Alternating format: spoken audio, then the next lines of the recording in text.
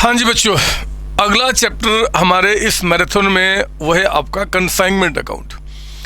बहुत ही प्यारा, बहुत ही इम्पोर्टेंट और बहुत ही ट्रिकी चैप्टर माना जाता है। लेकिन मैं आपको बताऊं कि जो हमने फुल कोर्स में पेड क्लासेज के अंदर में जो इसको स्टडी किया हुआ है वो शायद बेहतरीन तरीका था। मतलब कि उससे बेहतर कुछ हो नहीं सकता।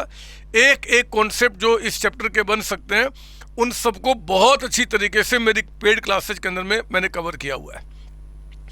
आज मेरे बच्चे मैराथन के अंदर में वो सारे पॉइंट्स जो हम लोगों ने वहाँ पे स्टडी किए हैं डिफरेंट क्वेश्चन के हेल्प से, उनका एक शॉर्ट रिवीजन हम यहाँ पे करेंगे और इस रिवीजन को हम प्रॉपर तरीके से कंटिन्यू करते हैं। आओ ना, मैंने कुछ पॉइंट्स आपके लिए बनाए हैं कि इंपॉर्टेंट पॉइंट्स फॉर रिवीजन।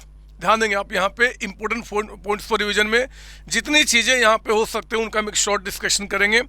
फिर आपके 1 मार्क्स के एग्जाम में जो क्वेश्चंस आते हैं या फिर कुछ एमसीक्यू अगर बन गया या थ्योरी बेस्ड क्वेश्चन आएगा तो वो क्वेश्चन आपका क्या होगा उनके बारे में भी मैंने यहाँ पे डिस्कशन किया हुआ है। यही नहीं, इन सब के बाद मैंने आपके लिए यहाँ पे कुछ एमसीक्यू क्वेश्चंस रेडी किए हैं। ये कुछ थ्योरी है जो हम समझेंगे। मेरे बच्चे ये नोट्स आपके पास नहीं होगा मेरे रेगुलर बुक के अंदर में, तो आपको इसको डाउनलोड कर लेना है डिस्क्रिप्शन से या मेरे साइट पे जाकर और उसको अपने पास रख लेना है। फिर कुछ प्रैक्टिस क्वेश्चन मैंने यहाँ पे डाले हुए हैं और ये प्रैक्टिस क्वेश्चन खासकर उन बच्चों को ध्यान में रखते हुए जो बच्चे मेरे पेड क्लास के स्टूडेंट्स नहीं हैं, जो सेल्फ स्टडी कर रहे हैं या फिर कहीं और से स्टडी किए हैं। तो मेरे बच्चे मैंने इसमें क्या किया ना कि जो भी क्वेश्चंस बन सकते हैं उनके अच्छे अच्छे पॉइंट्स को एमसीक्यू के थ्रू मैं आपको समझाया यहाँ पे, तो आप इसको स्टडी कर लेंगे। जो मेरे रेगुलर क्लास के बच्चे हैं वो इस एमसीक्यू को स्टडी ना करें तो भी काम चल जाएगा, क्योंकि ये ऑलरेडी मैंने क्लास में आपको कराया हुआ है। तो आओ जरा मैं टाइम वेस्ट ना करूँ और शुरू करूँ आपका मैराथन, जिसके अंदर में कंसाइनमेंट चैप्टर का हम रिविजन शुरू करते हैं। मेरे बच्चे पहले इस टॉपिक में आऊँ, ये चीज़ें क्या है उसके पहले एक शॉर्ट रिवीजन हमने क्या क्या पढ़ा हुआ है जरा मुझे बताइए। कंसाइनमेंट अकाउंट के अंदर में यहाँ पे क्या होता है जी, एक आपका प्रिंसिपल होता है, एक आपका प्रिंसिपल, एक हमारा एजेंट। प्रिंसिपल को हम यहाँ पे क्या बोलते हैं, कंसाइनर, है ना बच्चे, इसको कंसाइनर। और एजेंट को हम यहाँ पे क्या बोलते हैं, कंसाइनी। यहाँ पे जब भी गुड्स कंसाइनर कंसाइनी को देगा तो इस गुड्स को हम यहाँ पे क्या बोलते हैं, कंसाइनमेंट। और जो गुड्स उसने कंसाइनी को दिया है उस गुड्स पे कितना प्रॉफिट कंसाइनर ने कमाया, क्या उसका आपका प्रॉफिट हुआ, क्या लॉस हुआ, उन्हीं बातों को मेरे बच्चे इस चैप्टर में हमने स्टडी करना अकाउंटिंग ट्रीटमेंट के अंदर में। चैप्टर 2 पार्ट में डिवाइडेड होता है, एक accounting treatment in the books of consignor और दूसरा accounting treatment in the books of consignee. तो हम दोनों का एक शॉर्ट रिवीजन करेंगे। पहले मैं यहाँ पे आपको याद दिलाऊं कि कंसाइनर अपने प्रॉफिट को निकालने के लिए कौन से अकाउंट को बनाया करता था, सर कंसाइनमेंट अकाउंट। सर हम भी बनाए, अगर आप मेरे साथ साथ अपने रफ पेपर पे इनको लिखोगे तो आपको जल्दी रिवीजन होगा और हाथ भी आपका बैठेगा। इसलिए अगर आप मेरे साथ साथ लिखते हैं तो कोई दिक्कत आपके लिए यहाँ पे नहीं है। तो यहाँ पे क्या है जी, कंसाइनर जो है अगर गुड्स कंसाइनी को देता है उस केस में मेरे बच्चे आपका क्या प्रॉफिट क्या लॉस हुआ उस बात को जानने के लिए हम बनाते हैं कंसाइनमेंट अकाउंट। हम पहले भी जानते हैं, दोबारा बता दें, ये कंसाइनमेंट अकाउंट हमारा क्या है जी, एक नॉमिनल अकाउंट है। नॉमिनल अकाउंट का मतलब क्या, जिसमें जितने भी हमारे एक्सपेंसेज होंगे उसको मैं यहाँ रिकॉर्ड करूँगा, रेवेन्यू को हम यहाँ रिकॉर्ड करेंगे और रेवेन्यू को एक्सपेंस में माइनस करके हम प्रॉफिट निकाल देंगे ऑन कंसाइनमेंट। नॉमिनल अकाउंट हम उसको बोलते हैं जहां पे एक्सपेंसेज रेवेन्यू को हम रिकॉर्ड करते हैं, ठीक है ना। तो मुझे बताइए, जब कंसाइनर गुड्स कंसाइनी को भेजेगा तो हमने क्या पढ़ा हुआ है, उसको क्या लिखते हैं हम यहाँ पे, 2 गुड्स सेंट ऑन कंसाइनमेंट, है ना। फटाफट सुनेंगे आप, 2 गुड्स सेंट ऑन कंसाइनमेंट, है ना। आपका 1 घंटे के अंदर में पूरे चैप्टर का रिविजन करा रहा हूँ, 1 घंटा 1.5 घंटा जो लग जाए, कंसाइनमेंट आपका, है ना, 2 गुड्स सेंट ऑन कंसाइनमेंट। तो जो भी गुड्स कंसाइनर कंसाइनी को देगा उसको हम बोलते हैं गुड्स सेंट ऑन कंसाइनमेंट, आपका उस गुड्स को बोलते हैं एक्चुअली। फिर जब कंसाइनर कंसाइनी को गुड्स भेजेगा तो कुछ एक्सपेंसेज कंसाइनर ने किया, एक्सपेंसेज जो भी कंसाइनर करेगा मेरे बच्चे उसको हम क्या करेंगे, टू बैंक अकाउंट, है ना, टू बैंक अकाउंट। क्योंकि कंसाइनर अपने बुक में अपना नाम नहीं लिख सकता और लिमिटेड यहाँ पे अकाउंटिंग होता है, लिमिटेड आपके रिकॉर्ड्स मेंटेन किए जाते हैं। तो जब भी कंसाइनर कोई एक्सपेंस करेगा तो हम क्या बोलेंगे, टू बैंक अकाउंट। क्या एक्सपेंसेज कौन, अगर कंसाइनर मतलब जो प्रिंसिपल है अगर वो आपका इनकर्ड करेगा तो। अब मेरे बच्चे गुड्स कंसाइनी के पास पहुंच गया, कंसाइनी ने भी कुछ एक्सपेंसेज किए होंगे, जो भी कंसाइनी खर्च करेगा हम क्या बोलेंगे यहाँ पे, टू कंसाइनी अकाउंट। अगर आपने आप मेरे पेड क्लास के स्टूडेंट्स अगर आप नहीं हो तो मेरे बच्चे कंसाइनमेंट पे एक बहुत बेहतरीन क्लास 2 घंटे 2.25 घंटे की मेरे यूट्यूब पे ऑलरेडी है। एक बार उसको देख लोगे तो और क्लियरिटी आएगा और आपको मज़ा आएगा। उसके बाद इस रिवीजन को देखिए आप। तो जब भी कोई कंसाइनी खर्च करेगा हम क्या बोलेंगे, टू कंसाइनी अकाउंट। ये कब लिखा जाएगा जी, अगर कोई एक्सपेंस इनकर्ड बाय आपका कंसाइनी होता है, अगर एक्सपेंस इनकर्ड बाय कंसाइनी है ना। मैंने आपको रीजन बताया हुआ है। हम लोग ऐसे अकाउंटिंग कर रहे हैं क्योंकि लिमिटेड रिकॉर्ड्स ओपन करना है, हमें बहुत सारे अकाउंट्स ओपन नहीं करने हैं। अब कंसाइनी मेरे बच्चे यहाँ पे क्या करता है, गुड्स सेल करता है। जब भी कंसाइनी गुड्स सेल करेगा तो हम लोग क्या करेंगे, बाय कंसाइनी अकाउंट। हमें कंसाइनी से पैसा रिसीव करना, बाय कंसाइनी अकाउंट। चाहे सेल आपका कैश पे हो, चाहे सेल आपका कैश पे हो, चाहे वो सेल करे क्रेडिट पे, हमें कोई फर्क नहीं पड़ता। हम तो लिख देंगे बाय कंसाइनी अकाउंट, यानी कि उतना पैसा हमें क्या करना है जी, कंसाइनी से यहाँ पर रिसीव करना है। ठीक है ना। इसके बाद मेरे बच्चे जो गुड्स कंसाइनर कंसाइनी को भेजेगा, हो सकता है कि सारे गुड्स कंसाइनी नहीं बेच पाया, कुछ बच गया, तो जो बच गया उसको हम यहाँ पे क्या बोलते हैं, by stock on consignment. By stock on consignment, बोलो ना, यही हमने सिखाया ना, यस सर। तो बाय स्टॉक ऑन कंसाइनमेंट ये कैसे वैल्यू किया जाता है, उनके लिए मैंने पॉइंट्स बनाया, मैं आपको बताऊंगा। पहले फॉर्मेट पे थोड़ा सा फटाफट रिवीजन करा दूं। इसके बाद मेरे बच्चे जब कंसाइनी गुड्स सेल करता है तो उसको कमीशन मांगता है, वो बोलता है कि मुझे कमीशन दो। तो अगर कोई कमीशन मांगेगा मतलब उसको हमें कमीशन पे करना है, तो भी क्या बोलेंगे, टू कंसाइनी। यानी कि टू कंसाइनी या तो दोबारा लिखो या इसी के अंदर में हम क्या करें, उसका कमीशन का एंट्री भी कर दें। ऐसे मैंने जो क्लास में आपको कराया हुआ है कमीशन के लिए अलग से टू कंसाइनी, वो भी ठीक है, कोई दिक्कत नहीं है आपका, ये काम आपका हो गया। फिर हमने पढ़ा बच्चे कि अगर मान लो कंसाइनर कंसाइनी को गुड्स भेजता है और मान लो कुछ लॉस्ट हो जाए, चाहे वो लॉस आपके रास्ते में हो, चाहे वो कंसाइनी के गोडाउन में, कहीं पे भी कुछ लॉस हो जाए, उन लॉसेज को हमने 2 पार्ट में डिवाइड किया था, एक नॉर्मल, दूसरा एबनॉर्मल। नॉर्मल का मतलब होता है कि वो लॉसेज जो एक्सपेक्टेड है, जो होंगे ही होंगे, जिसका इंश्योरेंस नहीं होता, जैसे कि आपका क्या बोलते हैं, श्रिंकेज हो गया, इवेपोरेशन हो गया, है ना, स्पॉइलेज हो गया, ये सभी हमारे नॉर्मल लॉस होते हैं। एबनॉर्मल का मतलब कि जो अनएक्सपेक्टेड होता है, जिसका हम इंश्योरेंस करा सकते हैं, जैसे कि लॉस बाय फायर था, लॉस बाय थेफ्ट था, इन सब चीज़ों को आपका। तो मेरे बच्चे मैंने आपको बताया कि इस कंसाइनमेंट के अंदर में अगर लॉस आपका नॉर्मल होता है तो नॉर्मल लॉस का इस कंसाइनमेंट अकाउंट में कोई ट्रीटमेंट नहीं होता। हम कोई ट्रीटमेंट नहीं करते क्योंकि नॉर्मल लॉस जो होता है बच्चे वो इन्हीं गुड्स में से हुआ होगा और नॉर्मल लॉस को हम क्या करते हैं, कंसाइनमेंट में ही दिखाते हैं। लेकिन अगर वो लॉस एबनॉर्मल होता है, अगर वो लॉस एबनॉर्मल होता है तो मेरे बच्चे एबनॉर्मल लॉस को हम कंसाइनमेंट अकाउंट में नहीं दिखाते। कोई बताए जल्दी से कि एबनॉर्मल लॉस को हम कहाँ दिखाते हैं? सर एबनॉर्मल लॉस को हम दिखाते हैं प्रॉफिट लॉस अकाउंट में। हम लोग एबनॉर्मल लॉस को मेरे बच्चे हर एक पूरे अकाउंटेंसी में हम कहाँ दिखाते हैं? प्रॉफिट लॉस अकाउंट में। तो एबनॉर्मल लॉस जो इसमें से हो गया, इन्हीं गुड्स में से हुआ होगा ना, वो एबनॉर्मल लॉस हम यहाँ से माइनस कर देते हैं। तो आप उसको इस साइड लिखते हो माइनस करने के लिए, बाय एबनॉर्मल लॉस अकाउंट आपका एबनॉर्मल लॉस।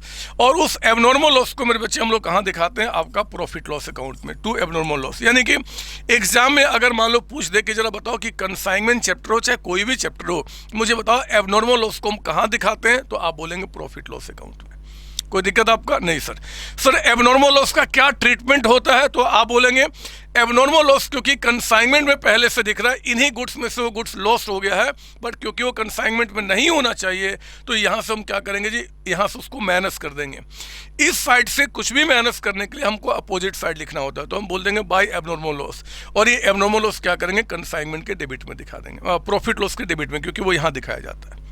यहाँ पे हमने कई सारी बातें और पढ़ी हुई है एबनॉर्मल लॉस के बारे में। अगर आपको याद दिलाऊं कि जैसे मान लो आपने क्या किया, यहाँ पे एबनॉर्मल लॉस आपका हुआ, तो मेरे बच्चे याद कीजिए हमने कहा था कि आप यहाँ पे क्या करो, एबनॉर्मल लॉस अकाउंट खोल लेना, एबनॉर्मल लॉस अकाउंट। और उस एबनॉर्मल लॉस में क्या करेंगे जी, यहाँ लिखा मान लो 20,000 का अमाउंट आपका 20,000, तो एबनॉर्मल लॉस में हो जाएगा to consignment account, to consignment account 20,000। और ये 20,000 हम कहाँ ट्रांसफर करते हैं? तो बाय प्रॉफिट लॉस अकाउंट में। मतलब जो अगर एग्जाम में बोलते कि आप एबनॉर्मल लॉस का अकाउंट बनाइए, तो जो भी एबनॉर्मल लॉस होगा हम उसको कहाँ ट्रांसफर करेंगे? प्रॉफिट लॉस में। वही प्रॉफिट लॉस में कहते हैं टू एबनॉर्मल लॉस आपका। पॉसिबिलिटी है कि एग्जाम में कहे कि भैया 20,000 का एबनॉर्मल लॉस हुआ और इसमें 18,000 का क्लेम इंश्योरेंस कंपनी ने एडमिट किया है। मतलब जो लॉस हुआ उसमें इंश्योरेंस कंपनी कहती है कि हम आपको 18,000 दे देंगे, दिया नहीं है। तो मेरे बच्चे उस केस में हमने कहा था कि 20,000 में जितना पैसा इंश्योरेंस कंपनी कहती है दे देगी, आप कह देना बाय इंश्योरेंस कंपनी अकाउंट, है ना। कितना, मान लो कहता है कि 18,000, जो भी होगा वो क्वेश्चन आपको बताएगा। और फिर जो बाकी का जो 2,000 का अमाउंट होगा वही कहाँ जाएगा, प्रॉफिट लॉस में। तो प्रॉफिट लॉस में क्या करेंगे, फिर 2,000 का अमाउंट दिखाएंगे। मतलब इंश्योरेंस कंपनी कुछ क्लेम अगर आपको दे रही है तो वो तो हमें लॉस फिर नहीं हुआ, तो आप एबनॉर्मल लॉस अकाउंट में उतने को हटा के बाकी को लॉस दिखाना, वही प्रॉफिट लॉस में दिखाना। यहाँ पे तो हमेशा हम कौन सी वैल्यू को दिखाएंगे, टोटल आपका एबनॉर्मल लॉस को, चाहे क्लेम मिला चाहे नहीं मिला, है ना, क्योंकि हमें यहाँ से एबनॉर्मल लॉस को हटाना है।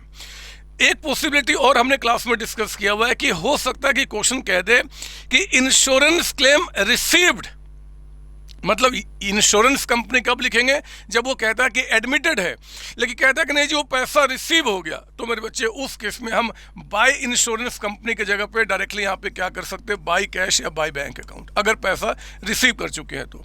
यानी कि 20,000 का जो एबनॉर्मल लॉस हुआ था उसमें से 18,000 का अमाउंट हमें मिल गया, 2,000 का लॉस हो गया, जो लॉस हो गया आपके प्रॉफिट लॉस में चला जाएगा। यही हमने पढ़ा है ना। अरे बोलो ना, हाँ आपसे बात करो, आपने सब पढ़ा हुआ है, आप महारथी है, मैराथन के अंदर में हम उसका रिवीजन कर रहे हैं। हाँ कुछ बच्चे डाउट सेशन के टाइम पे कहते हैं कि सर हमारे इंस्टीट्यूट के मटेरियल में कहीं कहीं पे ऐसा क्वेश्चन दिया हुआ है और कहीं कहीं पे क्या करता है कि एबनॉर्मल लॉस अकाउंट खोले बगैर ये एंट्री यहीं पे दिखा देता है। मतलब वही है, अगर आप एबनॉर्मल लॉस अकाउंट ओपन नहीं करते मेरे बच्चे तो 20,000 आप बोलेंगे बाय एबनॉर्मल लॉस अकाउंट। अगर मान लो कि क्वेश्चन कहता है कि नहीं जी 20 में 18,000 का इंश्योरेंस क्लेम एडमिटेड है, अगर कह दे तो फिर हम लिखेंगे तो 20, बट कैसे लिखेंगे अब मैं बताता हूँ। तो इसके जगह पे हम कहते हैं बाय इंश्योरेंस कंपनी, कंपनी कितना 18,000, और जो बाकी का 2,000 का अमाउंट है उसको क्या बोलेंगे, बाय प्रॉफिट लॉस अकाउंट। मतलब ये अकाउंट अगर नहीं खुलता तो ये एंट्री जो था ना आपका, ये एंट्री वो यहीं पे चला जाएगा और अल्टीमेटली 2,000 का लॉस ही प्रॉफिट लॉस में जाएगा। एग्जाम में आ जाए कि 20,000 का एबनॉर्मल लॉस हुआ, 18,000 का क्लेम एडमिटेड है या फिर पैसा मिल गया, बताओ amount transfer to profit loss account कितना होगा, तो क्या बोलेंगे आप 2,000, मतलब नेट अमाउंट आप बोलेंगे। अगर ये पैसा कहता है कि एडमिटेड नहीं है, मिल चुका है, तो बाय बैंक या बाय कैश अकाउंट, लेकिन ट्रीटमेंट आपका इसी तरीके से होगा। ऐसा ट्रीटमेंट करने का मतलब है, ऐसा ट्रीटमेंट करने का मतलब है कि इस अकाउंट को हम ओपन नहीं करना चाहते, और मेरे बच्चे ऐसा ट्रीटमेंट करने का मतलब है कि एबनॉर्मल लॉस का भी अकाउंट हम ओपन करना चाहते हैं। In any circumstances you will get the same answer आपका, ठीक है ना। उसके बाद मेरे बच्चे हमने आपको बताया हुआ है कि अब आप इसको क्लोज करेंगे, अगर यहाँ पे प्लस करना, इसको माइनस करना, अगर यहाँ पे बैलेंसिंग फिगर आए तो ये आपका प्रॉफिट ऑन कंसाइनमेंट होता है। प्रॉफिट यहाँ पे आए तो लॉस बोलेंगे, चाहे प्रॉफिट हो चाहे लॉस हो, हम कहाँ ट्रांसफर करते हैं, तो transfer to profit loss account. क्योंकि मेरे बच्चे प्रॉफिट लॉस में क्या होता है, जहाँ कुछ से भी कुछ कमाते हो ना, आपका अपना बिजनेस है जो ये कंसाइनर अपने यहाँ पे कर रहा है, उसका प्रॉफिट जीपी आएगा। कोई ब्रांच इसने खोला जी, वहाँ से कुछ कमाया, उसका भी प्रॉफिट आएगा। कुछ जॉइंट वेंचर चला रहा, वहाँ से कुछ प्रॉफिट आया, वो भी यहाँ पे आएगा। कुछ आपका कंसाइनमेंट चला रहा, वहाँ से कुछ प्रॉफिट, सारे प्रॉफिट को क्या करता है, उसको हम यहाँ इकट्ठा करते हैं, और फिर जो इनडायरेक्ट एक्सपेंसेज होते हैं या फिर एबनॉर्मल लॉसेज होते हैं उनको माइनस करते हैं और फिर निकालते हैं कि हमारा नेट प्रॉफिट कितना है। तो एग्जाम में आ जाए कि बताओ कंसाइनमेंट में जो प्रॉफिट है वो कहाँ ट्रांसफर किया जाएगा, तो प्रॉफिट लॉस में ट्रांसफर किया जाएगा। बात मेरी समझ में आ रही है? Yes sir. तो ये बातें आपके ध्यान में होना चाहिए, ये बातें आपके दिमाग में होना चाहिए जो मैंने आपको बता दी यहाँ पे, ठीक है। अब इसके बाद मेरे बच्चे यहाँ पे क्या होता है, एक कॉन्सेप्ट आता है आपका इनवॉइस प्राइस का, एक कॉन्सेप्ट आता है इनवॉइस प्राइस का। हमने आपको बताया हुआ है इनवॉइस प्राइस का मतलब क्या होता है जी, कि गुड्स की कॉस्ट अगर मान लो आपका 100 है, 100 रुपये का, तो कंसाइनर कभी भी नहीं चाहता कि कंसाइनी को गुड्स की हम एक्चुअल कॉस्ट बताएं, वो नहीं चाहता। वो चाहता है कि यार एक्चुअल कॉस्ट बता दूंगा तो कहीं वो बदमाशी करे कि कहीं अगर मान लो कि सेल ज़्यादा पे कर रहा है और वो क्या करे जी कि कम आपको बता दे, तो ये दिक्कत होगा। इसलिए कंसाइनर जब भी गुड्स कंसाइनी को भेजता है तो उसमें कुछ लोड ऐड कर देता है, लोड यानी कि प्रॉफिट मार्जिन। तो मान लो यहाँ पे कहता है कि जो लोड यानी कि प्रॉफिट मार्जिन ऐड किया 20, वो क्या बन जाएगा आपका IP 120 का अमाउंट, आपका 120 रुपये। जब भी एग्जाम में क्वेश्चन आपका गुड्स को भेजने की बात करेगा एट IP, तो मेरे बच्चे उस केस में क्या होता है कि गुड्स सेंट ऑन कंसाइनमेंट की एंट्री कितने से हो जाएगी, 120 से, मतलब IP पे। आप कसम खा लो कि जिस प्राइस पे गुड्स को भेजा गया होगा हम कंसाइनमेंट अकाउंट को उसी प्राइस पे बनाएंगे।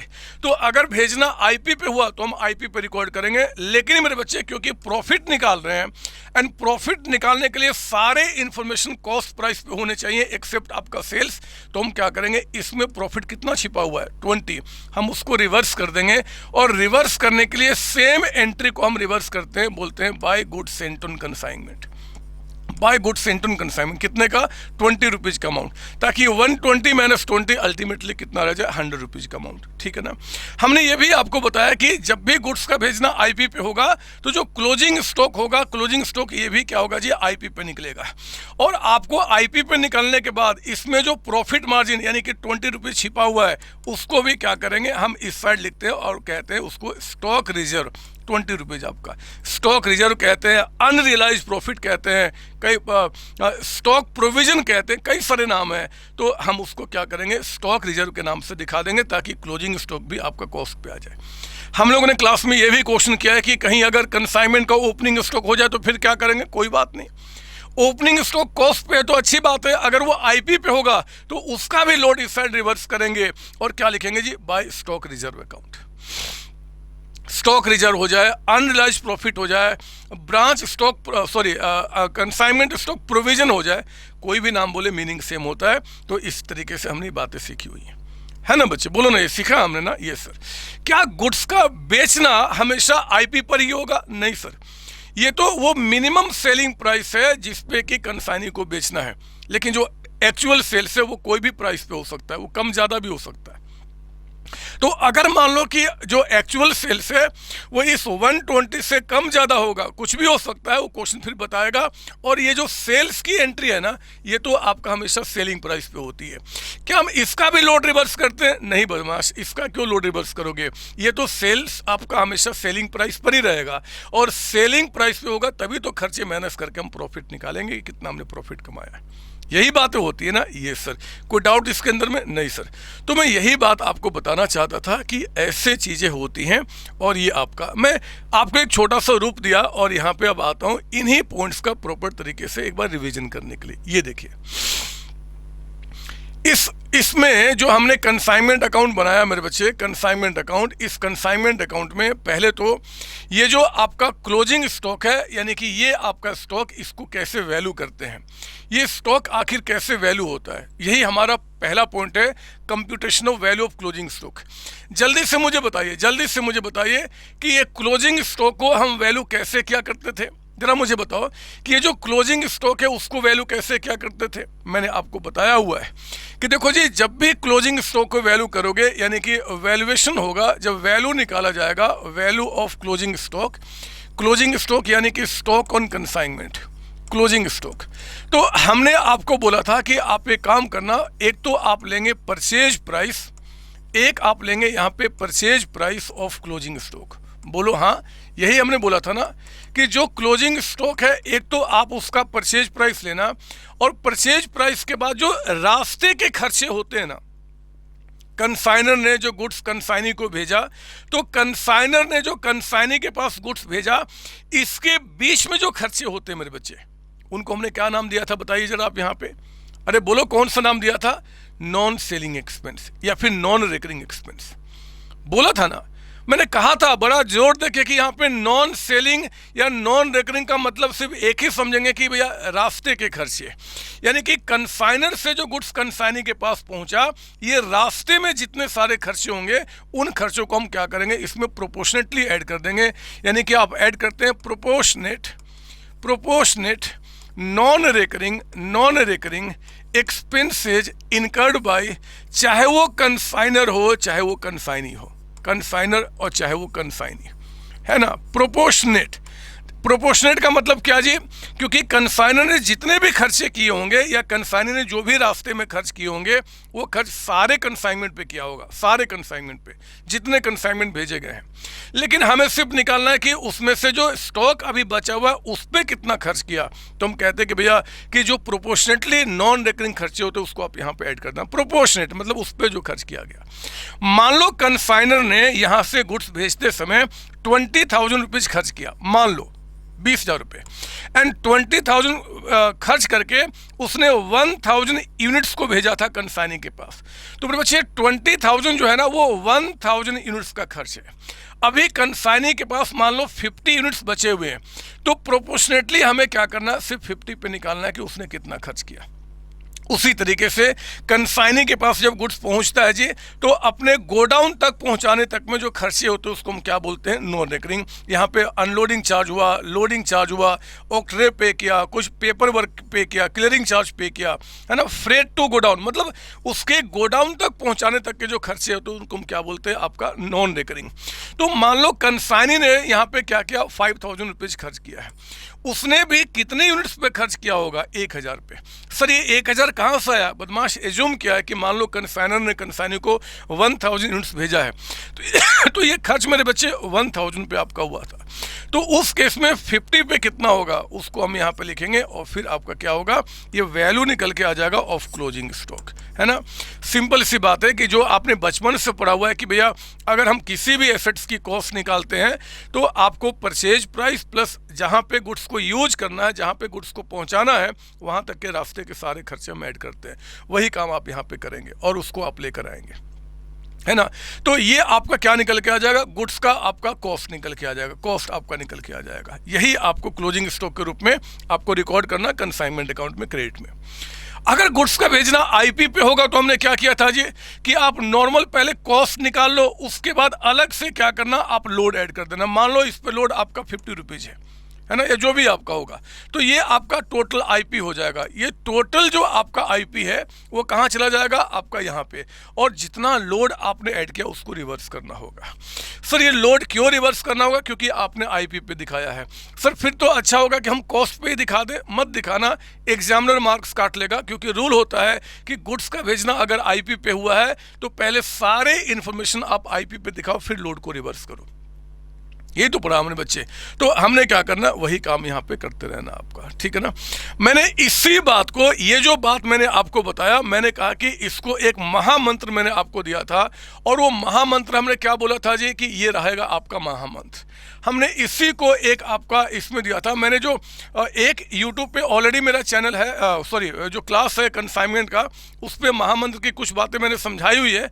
तो जो बच्चे बिल्कुल नए हैं इस चैप्टर के लिए, मेरे बच्चे एक बार उस वीडियो को देख लेना, ज़्यादा क्लियरिटी आपको आ जाएगी। तो अब हम क्या करेंगे जी, ये मैराथन क्लास है, मैं रिवीजन करा रहा हूँ बस। ये हमारा यूनिट्स है और ये हमारा अमाउंट है। बताइए इस महामंत्र को रिकॉर्ड, मतलब महामंत्र को आपको बनाते समय मैंने आपको क्या सजेस्ट किया था। सर आपने कहा था कि जो कंसाइनर से कंसाइनी के पास गुड्स पहुंचेगा और इसके अंदर में जितने भी एक्सपेंसेज होंगे, मतलब जो क्लोजिंग स्टॉक को कंसीडर करने के लिए जो भी चीज़ें होती हैं, उनको आप सीक्वेंस वाइज आप यहाँ पे लिखना। हमने सीक्वेंस कैसे बताया था, पहले कहा था लिखना यहाँ पे परचेज प्राइस यानी कि cost of goods sent on consignment, जो गुड्स कंसाइनमेंट पे भेजा गया उसका परचेज प्राइस यानी कि कॉस्ट कितना है। मान लो 2000 यूनिट्स भेजा गया और वो आपके 50,000 के हैं, तो हम यहाँ पे 2000 और 50,000 लिखेंगे। यहाँ पे उनके यूनिट्स हैं, यहाँ पे आपके अमाउंट है। फिर क्या होगा जी, फिर इसमें हम ऐड करते थे non recurring expenses incurred by consignor, क्योंकि पहले खर्च कौन करेगा, कंसाइनर करेगा, है ना। तो इससे इस पे तो कोई इम्पैक्ट नहीं होगा। मान लो 10,000 इस पे और खर्च हो गया तो ठीक है, मतलब 50,000 का गुड्स हमने कंसाइनी को भेजा था और भेजने में 10,000 और कॉस्ट हो गया, तो हम उसको क्या करेंगे, यहाँ पे ऐड कर देंगे। इसके बाद फिर क्या होगा मेरे बच्चे, तो मैंने कहा था कि अब non recurring expenses incurred bye आपका कंसाइनी होगा, कंसाइनी आपका होगा। तो कंसाइनी ने मान लो आपका 4,000 रुपीज़ खर्च कर दिया, इससे यूनिट्स में कोई चेंज नहीं होगा। अब मेरे बच्चे कंसाइनी के गोडाउन में पहुंचने तक टोटल खर्च कितना हो चुका है, 64,000। ये कितने यूनिट्स का हो चुका है, 2000 का। तो अगर मान लो आपको वैल्यू निकालना है ऑफ क्लोजिंग स्टॉक, तो हमने क्या बोला था जी, ये 64,000 का जो अमाउंट है ये 2000 यूनिट्स का कॉस्ट है। अगर मान लो हमारे पास 100 यूनिट्स ही बचे हुए एज क्लोजिंग स्टॉक, तो आप 100 से मल्टीप्लाई कर देना, वो उसका कॉस्ट निकल के आ जाएगा। और यही कॉस्ट को हम क्या करेंगे जी, आपके कंसाइनमेंट अकाउंट में आप यहाँ पे उसको रिकॉर्ड करेंगे। यही तो पढ़ाया, बोलो ना हाँ, अरे यही हमने पढ़ाया ना, यस सर। और हाँ, अगर आईपी पे होगा, अगर आईपी पे, तो ये काम करने के बाद अलग से उसका लोड ऐड कर देना कि 100 पे लोड कितना है, और लोड को यहाँ पे ऐड करके फिर दूसरे साइड हम रिवर्स कर देंगे। ये महामंत्र मुझे बताओ मैंने आपको क्यों बताया था? ये महामंत्र मैंने, क्योंकि जब काम इस तरीके से हो सकता है तो मैंने महामंत्र आपको क्यों दिया था सर? इसलिए दिया था आपने महामंत्र कि कभी कभी क्या, हमेशा जब एग्जाम में क्वेश्चन आता है तो एबनॉर्मल लॉस का कॉन्सेप्ट आता है। कुछ गुड्स लॉस्ट हो गए, वो लॉस कहाँ हुए जी? कभी कहेगा कि रास्ते में ही हो गया, ट्रांजिट में, कभी कहेगा कि कंसाइनी के गोडाउन में आपका हो गया। तो मेरे बच्चे, अगर लॉस आपका हुआ है कंसाइनी के गोडाउन में चाहे रास्ते में, हमें उसकी भी वैल्यू को निकालना है। अब वो वैल्यू कैसे निकाला जाएगा, वो वैल्यू कैसे निकाला जाएगा, तो उसी को सिंपल तरीके से बताने के लिए मैंने महामंत्र का आपको हेल्प दिया था। याद है ना आपको कि इसमें क्या फ़ायदा निकल के आता है? मैं आता हूँ, एक बार उसका भी रिवीजन ठीक से कराऊंगा, लेकिन मैंने कहा कि यही चीज़ तो कर रहा हूँ। यहाँ पे पहले हमने क्लोजिंग स्टॉक का परचेज प्राइस लिया, प्रोपोर्शनेट खर्चे कंसाइनर के कंसाइनी के। यहाँ पे हमने पहले टोटल जो गुड्स है ना उसकी सारी कॉस्ट ऐड कर दी और फिर इसका प्रोपोर्शनेटली हमने निकाल दिया। मीनिंग सेम आपका होगा। मेरे प्यारे बच्चों, भोले भोले बच्चों, एक बार यहाँ पे अब आइए, computation, important points for revision में, computation of value of closing stock. Closing stock की वैल्यू कैसे निकाली जाएगी मैंने आपको बता दिया। परचेज प्राइस लेंगे, रास्ते के खर्चे जो होंगे, नॉन रेकरिंग, आपका एग्जाम में नॉन रेकरिंग कह सकता है, नॉन सेलिंग कह सकता है। सिंपली आपका मतलब क्या होगा जी, कंसाइनर के गोडाउन से कंसाइनी के गोडाउन में पहुंचाने तक के रास्ते के खर्चे हम उसको प्रोपोर्शनेटली ऐड कर देते हैं। ये बात मैंने आपको बता दी। इनवॉइस प्राइस का कॉन्सेप्ट भी मैंने बता दिया। मैं यहाँ पे कंप्यूटेशन ऑफ कमीशन की बात थोड़ा सा अभी वेट कीजिए, पहले 4th पॉइंट पे आ जाओ। Computation and treatment of value of abnormal loss and claim from insurance company. ये एबनॉर्मल लॉस का ट्रीटमेंट क्या होगा और क्लेम क्या होगा वो तो मैंने आपको बता दिया। अभी दिखाया था कि अगर एबनॉर्मल लॉस होगा और क्लेम की बात करेगा तो हम उसकी रिकॉर्डिंग कैसे करते हैं, ये मैंने बता दिया। लेकिन मेरे बच्चे, बात ट्रीटमेंट के साथ साथ मैंने एक और पॉइंट लिखा है, उसका कंप्यूटेशन ऑफ वैल्यू, मतलब इसकी एबनॉर्मल लॉस की हम वैल्यू को कैसे निकालते हैं। तो मैंने सिंपल शब्दों में क्लास में आपको समझाया है, या फिर आपने पढ़ा होगा अपने प्यारे प्यारे सर से या सेल्फ स्टडी से, कि एबनॉर्मल लॉस भी उसी तरीके से निकालते हैं जैसे हम क्लोजिंग स्टॉक को वैल्यू करते हैं। अगर हमें एबनॉर्मल लॉस को निकालना मेरे बच्चे, तो एबनॉर्मल लॉस भी हम उसी तरीके से निकालते हैं जैसे कि हम क्लोजिंग स्टॉक को निकालते हैं। इसका मतलब सिर्फ इतना है कि अगर मान लो यहाँ पे क्लोजिंग स्टॉक के जगह पे अगर कहता है कि एबनॉर्मल लॉस कुछ हुआ है, एबनॉर्मल लॉस, और वो एबनॉर्मल लॉस की वैल्यू को निकालिए, तो एबनॉर्मल लॉस की वैल्यू को निकालने का भी सेम तरीका हमारा होता है। हम लोग क्या करते हैं जी, परचेज प्राइस लेते हैं, किसका? एबनॉर्मल लॉस का, एबनॉर्मल लॉस का, और फिर मेरे बच्चे उसमें प्रोपोर्शनेट जो नॉन रेकरिंग खर्चे होते हैं कंसाइनर कंसाइनी के ऐड करते हैं और हम उसको निकालते हैं।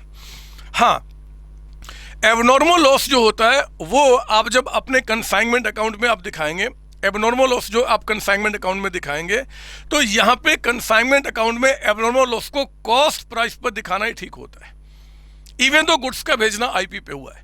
आपके इंस्टीट्यूट के स्टडी मटेरियल में कहीं कहीं पे एबनॉर्मल लॉस को वो कॉस्ट पे दिखाता है, कहीं कहीं पे आईपी पे दिखाता है।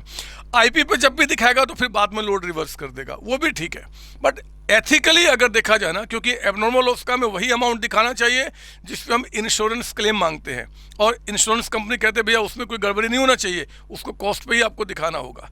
तो इसलिए एबनॉर्मल लॉस को आप कॉस्ट पे ही दिखाना, चाहे गुड्स का भेजना कॉस्ट पे हो चाहे आईपी पे हो, है ना। अगर आप आईपी पे दिखा देते हो और लोड रिवर्स करते हो तब भी कोई दिक्कत नहीं है, बट बेटर होता है कि आप इसको कॉस्ट पे ही दिखाए। दुनिया का कोई भी टीचर आधा नंबर भी नहीं काट सकता, क्योंकि वो जेन्युइन है।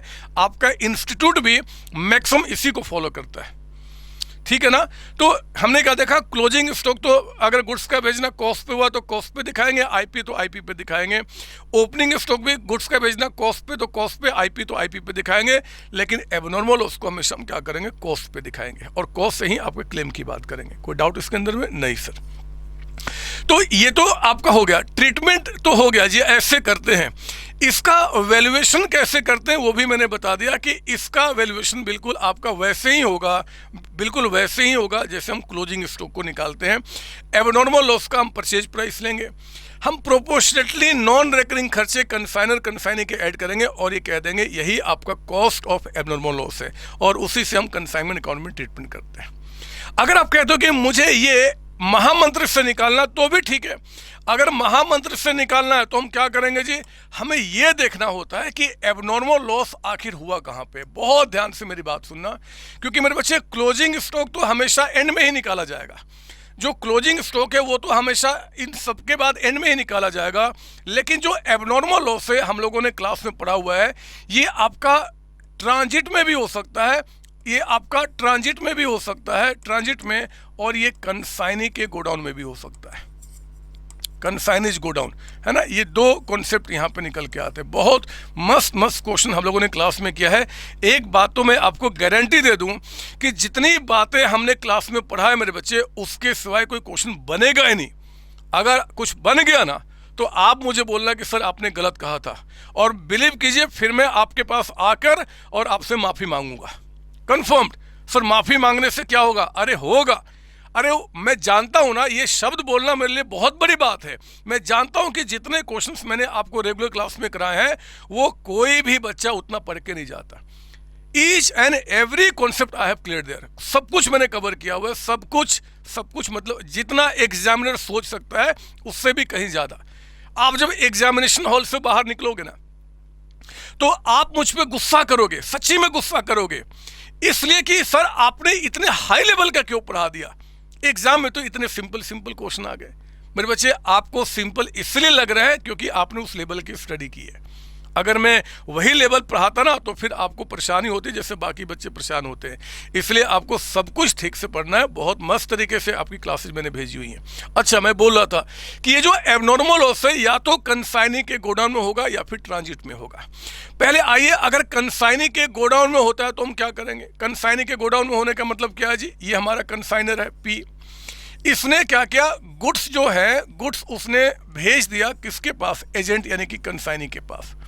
तो मेरे बच्चे गुड्स के खर्चे आप कर चुके हो। यहाँ पे गुड्स को भेजते समय जो रास्ते के खर्चे कंसाइनर ने पे किया, आपका फ्रेट पे किया, लोडिंग अनलोडिंग पे किया, कुछ भी आपका इंश्योरेंस करा दिया रास्ते का, ये सारे खर्चे कंसाइनर कर चुका है, यानी कि इनकर्ड कर चुका है आपका, इनकर्ड। फिर गुड्स यहाँ पहुँच चुका है और कंसाइनी यहाँ से अपने गोडाउन में ले जाने में वो भी यहाँ पे खर्च कर चुका है। और फिर क्या होता है जी, यहाँ पे आपका लॉस हो गया। कौन से लॉस की बात कर रहे हैं? एबनॉर्मल आपका। तो मेरे बच्चे, मैंने महामंत्र में आपको बताया था कि अलग अलग कंप्यूटेशन करने के बजाय आप इस तरीके को फॉलो करना। क्या करेंगे कि एक तो हमने क्या किया, गुड्स भेज दिया गया, मतलब ये खर्च रिकॉर्ड हो जाएगा। कंसाइनर ने खर्च कर दिया तो कंसाइनर के खर्चे भी हम यहाँ पे ऐड कर देंगे। कंसाइनी भी नॉन रिकरिंग खर्चे कर चुका है तो कंसाइनी के भी नॉन रिकरिंग खर्चे ऐड कर देंगे। और फिर टोटल करने के बाद कहता है कि अब यहाँ पे मान लो 200 यूनिट्स का एबनॉर्मल लॉस हो गया। तो मेरे बच्चे, हमने कहा था फिर अब यहाँ पे क्या करना, एबनॉर्मल लॉस की वैल्यू यहाँ पे निकालो, एबनॉर्मल लॉस की, है ना। और कैसे बोला था जी? आप कहना कि यार 64,000 अभी तक टोटल कॉस्ट लगा चुका हूँ, कितने यूनिट्स पे? तो 2000 पे। हमें कितने पर निकालना है? तो 200 पे, मल्टीप्लाइड बाय 200 आपका। अब क्या होगा, क्योंकि ये यूनिट्स लॉस्ट हो चुके हैं तो यूनिट्स में भी हम क्या करेंगे, 200 माइनस कर देंगे, है ना। और जो इसकी वैल्यू आएगी मेरे बच्चे, जरा बताओ कितना निकल के आएगा जी? ये सभी डमी फिगर है, ऐसे ही जूम कर रहा हूँ। 64,000 डिवाइडेड बाई 2000 इंटू 200, ये आपका 6400, हम उसको यहाँ से माइनस कर देंगे। और अब कहेंगे कि भैया अब हमारे पास 1800 यूनिट्स का जो कॉस्ट रह गया वो कितना रह गया आपका? तो आप यहाँ पे अगर हम देखें तो ये आ गया 57,600, 57,600। यानी कि अब जो लॉस्ट हो गए उसके बाद कहना कि इतने यूनिट्स का आपका इतना रह गया। तो अब जब क्लोजिंग स्टॉक निकालेंगे बच्चे तो बताइए हम क्या बोलेंगे जी? हम कहेंगे क्लोजिंग स्टॉक निकालते समय कि देखो जी अब हमारे पास इतना कॉस्ट है। अगर हम बोलेंगे कि अब हमारे पास 57, ओहो ये बदमाश, 57,600 हमारे पास कॉस्ट है, कितने यूनिट्स का? 1800 का। तो इससे आप डिवाइड करेंगे और जितने भी क्लोजिंग स्टॉक रहे होंगे आप उसे मल्टीप्लाई कर देंगे। अगर आप अलग अलग इस तरीके से क्लोजिंग स्टॉक की वैल्यू निकालेंगे और एबनॉर्मल निकालेंगे तो भी वही आंसर आएगा, और एक ही बार में कर देंगे तब भी वही आंसर निकल के आएगा। यहाँ पे मेरे बच्चे टाइम बर्बाद होगा, बार बार उन्हीं चीज़ों को ऐड करना होगा, फिर निकालना होगा एबनॉर्मल लॉस। यहाँ पे एक ही बार सबको ऐड करना होगा और या फटाफट एक ही बार में दोनों चीज़ निकाल सकते हैं। जरा बताओ, हमने बताया हुआ है दोनों से आंसर क्यों सेम आएगा? इसलिए मेरे बच्चे क्योंकि यहाँ पे महामंत्र में जितने हम यूनिट्स को माइनस कर रहे हैं प्रोपोर्शनेटली उसका कॉस्ट भी तो माइनस कर रहे हैं, है ना। तो कंफर्म्ड है कि आप अलग अलग निकालिए चाहे आप इसके बेसिस पे निकालिए, you will get the same answer. बोलो ना, ठीक बोल रहा हूँ ना? ये सर कोई दिक्कत इसके अंदर में नहीं सर, ये सब बातें तो हमने पढ़ी हुई है। ध्यान देने वाली बात तब हो जाती है ज्यादा जब क्वेश्चन में कह दे कि जो एबनॉर्मल लॉस है ना वो आपका ट्रांजिट में हुआ है। अगर कह दे कि भैया लॉस आपका ट्रांजिट में हुआ है तो वहां पे थोड़ी सावधानी बरतना मेरे बच्चे, क्योंकि अगर ट्रांजिट में लॉस की बात करेगा तो फिर पहले मैं यहां बता दूं इसमें क्या चेंज होने वाला है। ट्रांजिट में अगर बोलेगा तो गुड्स, महामंत्र में पहले बताता हूं, गुड्स सेंट हो चुका है, ठीक है, कंसाइनर के खर्चे इनकर्ड हो चुके हैं, लेकिन अगर ये गुड्स रास्ते में ही लॉस्ट हो गया तो अभी कंसाइनर ने उस पर खर्च नहीं किया है, उस केस में बच्चे ये जो एबनॉर्मल लॉस आपने यहां निकाला था ना, जब लॉस कहां पे हुआ था? कंसाइनी के गोडाउन में। अब यहां निकालने के बजाय इस लॉस को हम यहां निकालेंगे, यानी कि हम कहेंगे एबनॉर्मल लॉस आपका इन ट्रांजिट उसकी वैल्यू मेरे बच्चे यहाँ निकाली जाएगी। और हम लोग क्या करेंगे जी, बोलेंगे कि देखो जी अभी तक 2000 यूनिट्स का कॉस्ट कितना हो चुका है? 60,000। तो मेरे बच्चे 60,000 कॉस्ट हो चुका है। अगर आपका 2000 का तो मुझे बताइए कि आपका 200 का कितना? ये मतलब आप यहाँ पे 200 को माइनस करेंगे और फिर आपका यहाँ पे कितना हो जाएगा जी? 6000 का अमाउंट आपका, मतलब जो वैल्यू आपका 6400 हो रहा था जब लॉस कंसाइनी के गोडाउन में हुआ था, वो वैल्यू मेरे बच्चे आपका सिर्फ 6000 का हो जाएगा, क्योंकि ट्रांजिट में जब लॉस होगा तो कंसाइनी के जो खर्चे उसमें ऐड होंगे नहीं। और फिर बाकी बातें तो बिल्कुल सेम है। उसके बाद हम क्या करेंगे जी? उसके बाद हम क्या करेंगे? तो 2000 माइनस 2 यहाँ पे 1800 हो गया, 1800, और आपका खर्च कितना हो चुका? 60 प्लस 6 66 माइनस 4 आपका 62,000। अब ये यहाँ पे रहा नहीं क्योंकि हम इस लॉस को वहीं निकाल चुके हैं। फिर आपने क्या करना है कि कंसाइनी, सॉरी कहाँ गया, ओह माफ़ कीजिए, ये आपका यहाँ रह गया, ऐसे यहाँ रह गया, 1800 यूनिट्स आपका बच गया। और खर्च अब कितने टोटल हो चुके हैं? तो इसको हमने हटा दिया, 60 माइनस 6 है ना, एबनॉर्मल लॉस की वैल्यू को हटा दिया, तो ये 54,000। 54 में 4 ऐड किया तो कितना हो गया? 58,000। माफ़ कीजिए मैंने गलत वहाँ ले लिया आपका कैलकुलेशन। ये जो आपका 1800 हुआ अब बच गया आपका, उसकी वैल्यू कितना हो गया आपका? 58,000।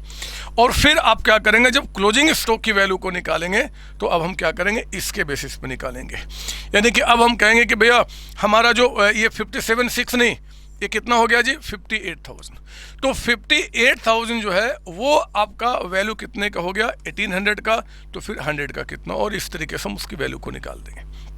क्योंकि रिवीजन क्लास है, मैं चाहता हूँ कि कोई भी कन्फ्यूजन आप लेके जाए। ये शॉर्टकट तरीका मैंने क्लास में आपको बताया था महामंत्र का नाम लेके, और मैंने आपको हिदायत दी थी कि एग्जाम में महामंत्र मत लिख देना, ये टेबल बनाना, ऐसे कंप्यूटेशन करना, बट महामंत्र मत लिखना, अदरवाइज एग्जामिनर सोचेगा कि आप कोई झाड़ फूक की बात तो नहीं कर रहे, टोना भूत की तो बात नहीं कर रहे, वो काम नहीं करना।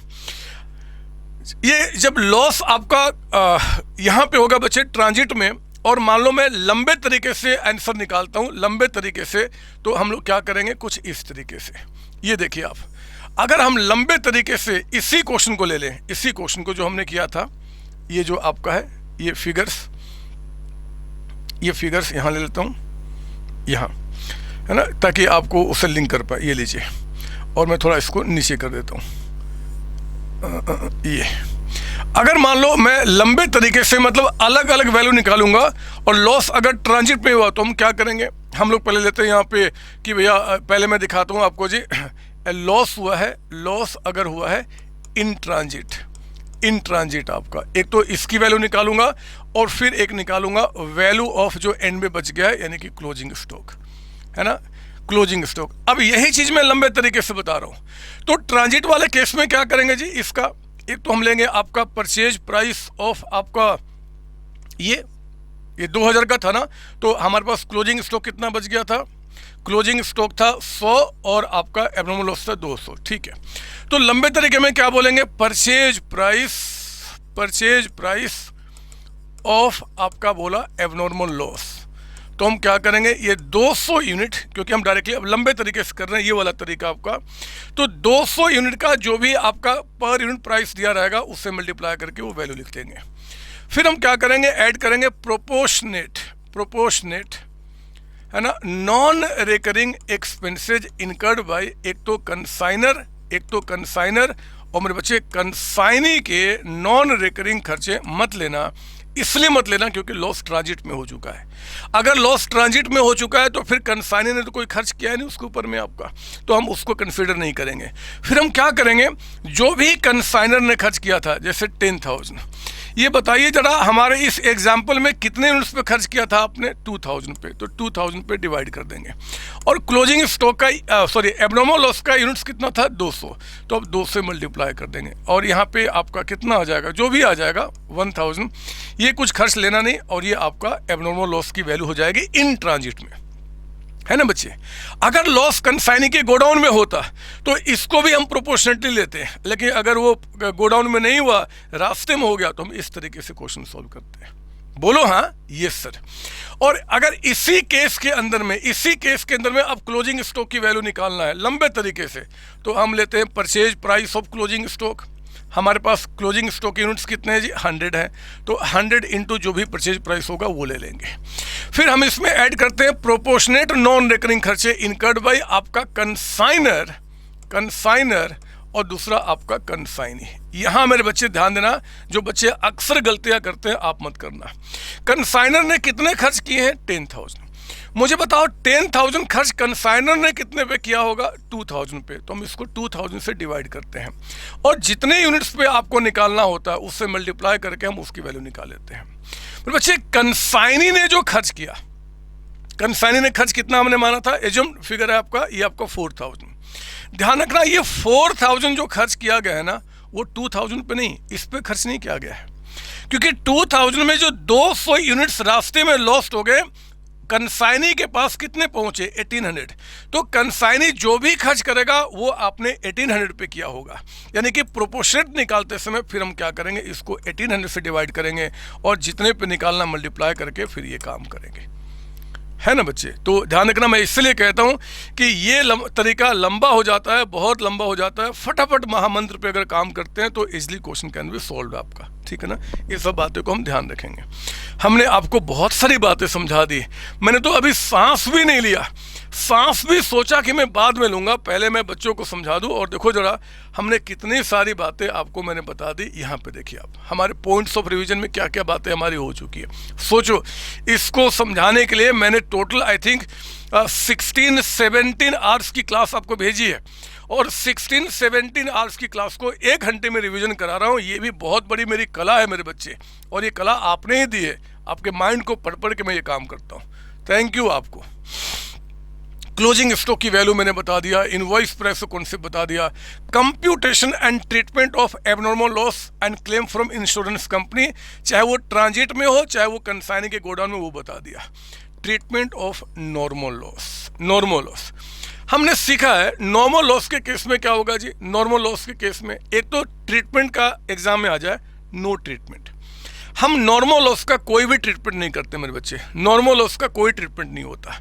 लेकिन नॉर्मल लॉस का अगर कोई ट्रीटमेंट नहीं होता, समझ में आया। लेकिन नॉर्मल लॉस का हम यहाँ पे क्या करेंगे, नॉर्मल लॉस का हम यहाँ पे क्या करेंगे, मतलब हम उसका क्या करेंगे।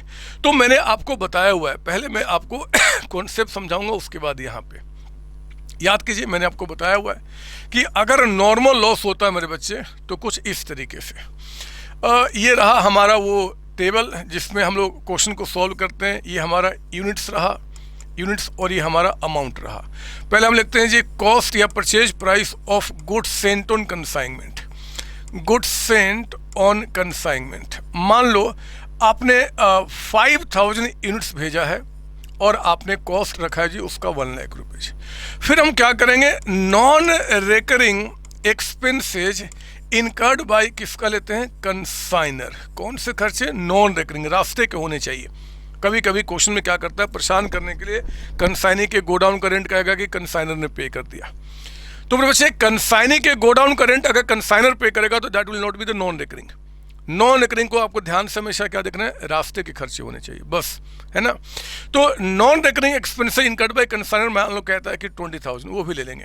हाँ, एक बात और बता दूं, मैंने ऐसे आपको क्लास में बहुत प्यारे तरीके से बताया हुआ है कि अगर एग्जाम में आ जाए एक्सपेंसेस इनकर्ड बाय कंसाइनर और आपको वो नहीं बता रहा कि कौन सा एक्सपेंसेस, मतलब उनका नाम ना बताए, तो कंसाइनर के द्वारा इनकर्ड किया हुआ एक्सपेंस हमेशा क्या मानेंगे, नॉन रिकरिंग, अगर नाम डिटेल में नहीं बताता है तो।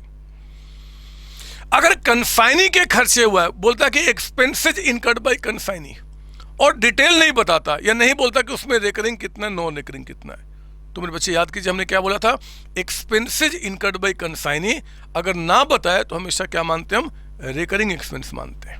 रिकरिंग मतलब सेल से जुड़ा हुआ खर्चा आपका, यही हमने पढ़ा ना, इसी पे हमारा इंस्टीट्यूट का आपका पूरा क्वेश्चन टिका हुआ है। तो खैर मैंने आगे बढ़ता हूँ। जब नॉर्मल लॉस होगा तो क्या करेंगे वो बताएंगे। जो गुड्स भेजा गया जी उसको लिख देना, कंसाइनर ने खर्च किया वो लिख देना। अगर कोई कहता है कि non recurring expenses incurred bye आपका कंसाइनी, अगर कंसाइनी ने कोई आपका खर्च किया नॉन रिकरिंग तो उसको लिख देना आप यहाँ पे, मान लो 30,000, और इन खर्चों के करने से इस पे कोई इम्पैक्ट नहीं पड़ता, ऐसा नहीं कि यूनिट्स बढ़ गया घट गया, उतना ही रहा। अब कहना कि 5,000 जो आपके पास यूनिट्स हैं उनका टोटल कॉस्ट कितना हो गया, 1,50,000 का अमाउंट आपका, 1,50,000 रुपये। फिर मेरे बच्चे अगर कहता है कि नॉर्मल लॉस हुआ तो आप यहाँ पे नॉर्मल लॉस को यहाँ पे आप लेंगे, और मान लो कहता है कि 200 यूनिट्स लॉस्ट हो गया, तो मेरे बच्चे 200 यूनिट्स तो यहाँ पे माइनस करेंगे क्योंकि लॉस हुआ तो यूनिट्स कम हो गया, लेकिन उसकी वैल्यू आप यहाँ पे माइनस नहीं करेंगे, उनकी वैल्यू कोई भी माइनस नहीं की जाएगी, क्योंकि नॉर्मल लॉस की कोई वैल्यू अलग से नहीं होती। हम कंसाइनमेंट में कुछ भी उसका नहीं करते। मैंने बताया हुआ क्लास में बहुत प्यारे तरीके से वो टेलर वाला एग्जाम्पल देकर कि नॉर्मल लॉस का जो कॉस्ट होता है ना वो गुड यूनिट्स एब्जॉर्ब कर लेते हैं। मतलब आप अब कहना कि कॉस्ट तो 1,50,000 ही है, कॉस्ट तो 150 है, लेकिन अब वो कॉस्ट कितने यूनिट्स का माना जाएगा, 4800 का। 1,50,000 तो कॉस्ट तो उतना ही है, लेकिन कितने का जी, 48 का। 5,000 ना कह के हम 48 का मानेंगे। और फिर मेरे बच्चे आपको अगर यहाँ पे क्लोजिंग स्टॉक की वैल्यू निकालनी है तो आप कहना कि ये 1,50,000 जो खर्च है वो आपका 5,000 नहीं, कितने का, 4,800 का। तो आपके पास कहता है कि एंड में मान लो 500 क्लोजिंग स्टॉक बचा हुआ है, तो आप उसकी वैल्यू को निकाल देना। ये तो सिखाया है। ये महामंत्र कितना मस्त है कि सारी बातें अपने आप आपका होती चली जाती है।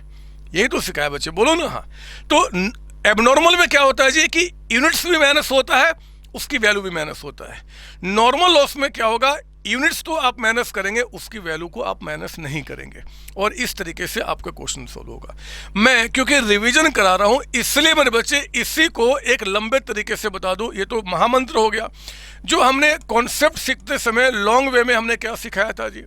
आप कहना कि भैया अगर हमें निकालना है क्लोजिंग स्टॉक की वैल्यू कि बताओ 500 की वैल्यू कितनी होगी, लंबे तरीके से, तो हम कहेंगे भैया क्या बोलते हैं जी, परचेज प्राइस या कॉस्ट कुछ भी, purchase price of closing stock, closing stock. तो ये निकालते समय हम क्या बोलेंगे, ध्यान देना कि 1 लाख रुपीस आपका टोटल परचेज प्राइस है, लेकिन मेरे बच्चों ये 5,000 का नहीं, हम कितने का मानेंगे, 4,800 का। सबके लिए सारे खर्चे हम 5,000 के बजाय हम कितने का मानेंगे, 4,800 का। तो ये 1 लाख कितने का है जी, 4,800 का। तो बताओ जरा, अगर ऐसा है तो फिर आपका जो ये 500 यूनिट्स का कितना हो जाएगा, 500 का आप वो निकाल लेंगे, है ना। उसी तरीके से जो नॉन रिकरिंग खर्चे हैं, कंसाइनर ने जो खर्च किए थे कितना, 20,000 उसने खर्च कितने यूनिट्स पे किए थे, ऐसे तो 5,000 को भेजने में किए थे, लेकिन नॉर्मल लॉस के बाद यूनिट्स कितना है, 48, तो हम मानेंगे कि 48 पे ही हुआ है। और फिर आप निकालना 500 पे कितना। जो कंसाइनी के खर्चे हैं वो कितना है, 30,000।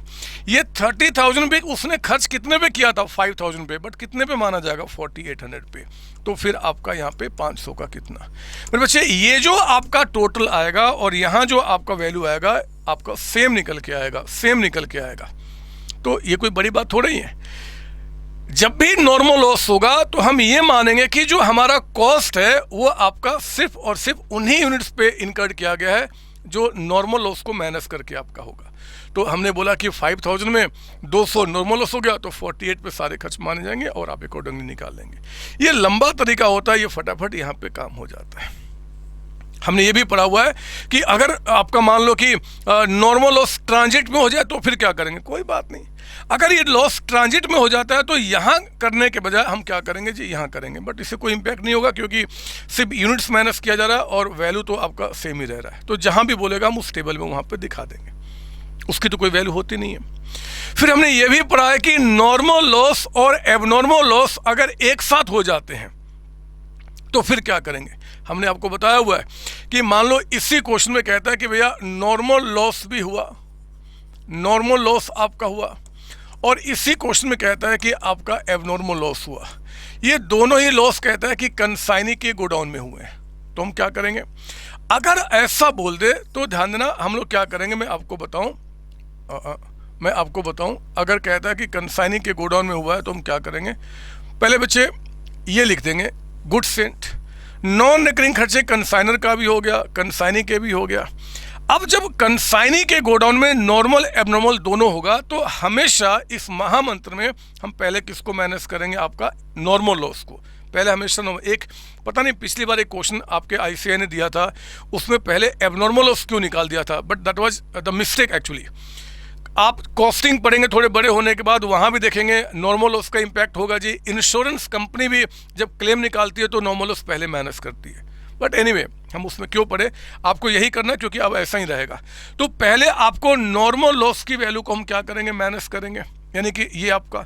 फिर यहाँ पे हम क्या करेंगे जी, एबनॉर्मल लॉस की वैल्यू को यहाँ पे माइनस करेंगे। तो मान लो कहता है कि आपका 300 हुआ तो मान लो यहाँ 300 और उसकी वैल्यू यहाँ निकालेंगे। वैल्यू कैसे निकालेंगे, कहते हैं कि ये जो 1,50,000 ये खर्च है कितने का, आपका 4800 का, तो फिर इस 300 का कितना आपका होगा और वो वैल्यू आपका यहाँ पे चला जाएगा। इसके बाद फिर जो वैल्यू बच जाएगा ये 4500 और जो वैल्यू बच जाएगा उसके बेसिस हम क्लोजिंग स्टॉक निकाल लेंगे कि इतनी वैल्यू 45 का है तो फिर आपका इतने का कितना वो निकल के आ जाएगा। तो महामंत्र एक्चुअली बहुत सिंपल हो जाता है कंसाइनमेंट अकाउंट के लिए। कंसाइनमेंट को सिंपल करने में हमने बहुत सारे क्वेश्चंस किए हैं जहाँ पे यूनिट्स होगा नहीं होगा क्या होगा, तो वो क्वेश्चंस को जो आप पढ़े हैं उसका रिवीजन कर लेंगे। एक खास हिदायत मैं अपने सारे बच्चों को दे रहा हूँ, चाहे आपने मुझसे पढ़ा है बच्चे रेगुलर क्लास में, चाहे आपने किसी और फैकल्टी से पढ़ा हुआ है, चाहे आपने सेल्फ स्टडी किया हुआ है। मैराथन को पढ़ने के बाद आपने जो क्लास में नोट्स बनाए हैं ना, और जो जितने सारे क्वेश्चंस आपने क्लास में किए हैं बस उनको पलटते चले जाना है। नोट्स को पढ़ते चले जाना कि सर ने क्या नोट्स लिखा है, और सारे क्वेश्चन आपको पलटने हैं। बिलीव कीजिए एक एक क्वेश्चन आपके दिमाग में बैठ जाएगा। The best way to make the revision. अगर कोई बच्चा सिर्फ मैराथन को देख के सोचता है कि मेरा रिवीजन हो गया तो बहुत बड़े रिस्क में आप हैं। दुनिया का कोई भी ऐसा मैराथन या कोई रिवीजन क्लास नहीं हो सकता कि 15-16 घंटे की चीज़ें आपको आधे एक घंटे में कोई समझा दे। इसलिए मेरे बच्चे आपने जो क्लास में रेगुलर क्लास में जो नोट्स बनाए हैं, जो क्वेश्चन की प्रैक्टिस की है, अब उसको देखना है। हाँ, ये पक्का है कि इसको देखने के बाद अब फटाफट आप पेज पलट पाएंगे। अच्छा ये भी मुझे आता, मुझे ये भी आता, मुझे ये भी आता है, ये पॉइंट जी थोड़ा सा एक बार देख लेता हूँ, तो आप सोल्यूशन में देख लो क्या है। अगर वहाँ दिक्कत हो रही है तो वीडियो को रिवाइंड करके देख लो आप, लेकिन आपको ऐसे रिविजन करना है, ठीक है ना।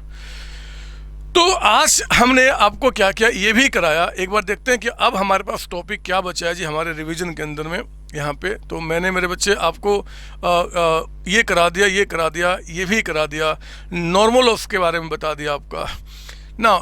यहाँ पे पहले कमीशन के बारे में बात कर लें। कमीशन के लिए मैंने ना यहाँ पे कुछ नोट्स भी आपको दिए हुए हैं। आप जानते हैं कि कमीशन यहाँ पे 3 तरीके के होते हैं। एक आपका ऑर्डिनरी कमीशन, जिसको हम जनरल कमीशन भी कहते हैं, इसको ऑर्डिनरी या फिर इसको हम जनरल कमीशन भी कहते हैं। तो जनरल कमीशन एक होता है ओवरराइडिंग कमीशन, कंसाइनी को एक्स्ट्रा परफॉर्म करने के लिए, और एक होता है डेल क्रेडिटर कमीशन। आपका कंसाइनी बैड डेट्स के लॉस को बियर करे और क्रेडिट पे सेल करे। अब हमें कोई टेंशन नहीं, आपको क्रेडिट पे सेल करना, करो, बूस्ट द क्रेडिट सेल्स, है ना। क्रेडिट सेल्स को भी आप बूस्ट करें, और भैया बैड डेट्स अगर होगा तो फिर आप बियर करो, हमें उससे मतलब नहीं है। इसके लिए क्या होता है, वो डेल क्रेडिटर कमीशन देता है। मेरे प्यारे बच्चों, हमने पढ़ा हुआ है कि जनरल कमीशन हो चाहे डेल क्रेडिट हो, कुछ ना बताए तो हमेशा किस पे निकालेंगे? टोटल सेल्स के ऊपर में। हमेशा क्या होगा? टोटल सेल्स के ऊपर में। इसको हम जो निकालेंगे as per instruction given in question. Override करना, एक्स्ट्रा परफॉर्म करना, सेल बढ़ा दो ज़्यादा, सेल्स वॉल्यूम बढ़ा दो, उसके लिए हम कमीशन पे करते हैं। और इनके ऊपर में हमने खास कई सारे एमसीक्यू आपके लिए रेडी किए हैं, तो वो एमसीक्यू को पढ़ के ना आपके एग्जाम में बड़े क्वेश्चन में भी जो भी आपका क्वेश्चन बन सकता है आपका कमीशन के ऊपर में, वो सारे मैंने कवर किए हैं। उसको आप देखेंगे, समझ में आपको आ जाएगा। तो ये कमीशन की बातें हुई, कमीशन तो आपका ठीक है। उसके बाद अब ये दो कॉन्सेप्ट आपके लिए बहुत ही इंपॉर्टेंट है।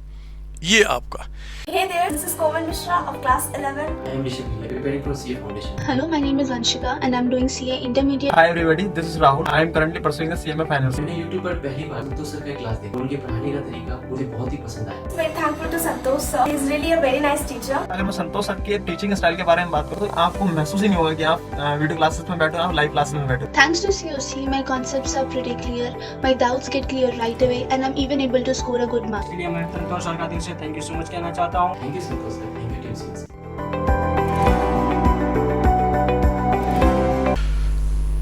आइए आपका पहले हम करते हैं बच्चे यहाँ पे different cases of valuation of closing stock in case of fall in market price. देखो यहाँ पे बच्चे कंफ्यूज होते हैं, अक्सर होते हैं, और इंस्टीट्यूट ने ना आपके स्टडी मेट में इसके बहुत सारे क्वेश्चन नहीं दिए हैं, लेकिन ऐसा है कि उन्होंने मतलब जो उसका थ्योरी ठीक से पढ़ो ना, तो उन्होंने बहुत सारी बातें बोली है जो आपको पता होना चाहिए। तो मैं वो सारी बातें आपको यहाँ पे बताता हूँ कि जब क्लोजिंग स्टॉक को वैल्यू करेंगे तो हम क्या करेंगे। आपने स्टॉक वैल्यू करने के लिए इन्वेंट्री वैल्यूएशन ऑलरेडी पढ़ा हुआ है मेरे बच्चे, आपके सिलेबस में है, तो नो डाउट कि हमें उसके कॉन्सेप्ट को यहाँ पे यूज करना पड़ेगा।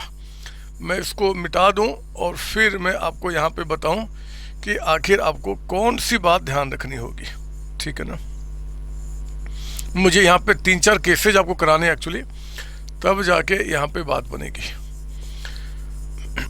ये लीजिए, देखो जब भी क्वेश्चन कहता है आपका, मैं आप चाहो तो मेरे साथ लिखो, अच्छा रहेगा। Cases of fall in market price, market price है ना, क्या क्या केस होगा।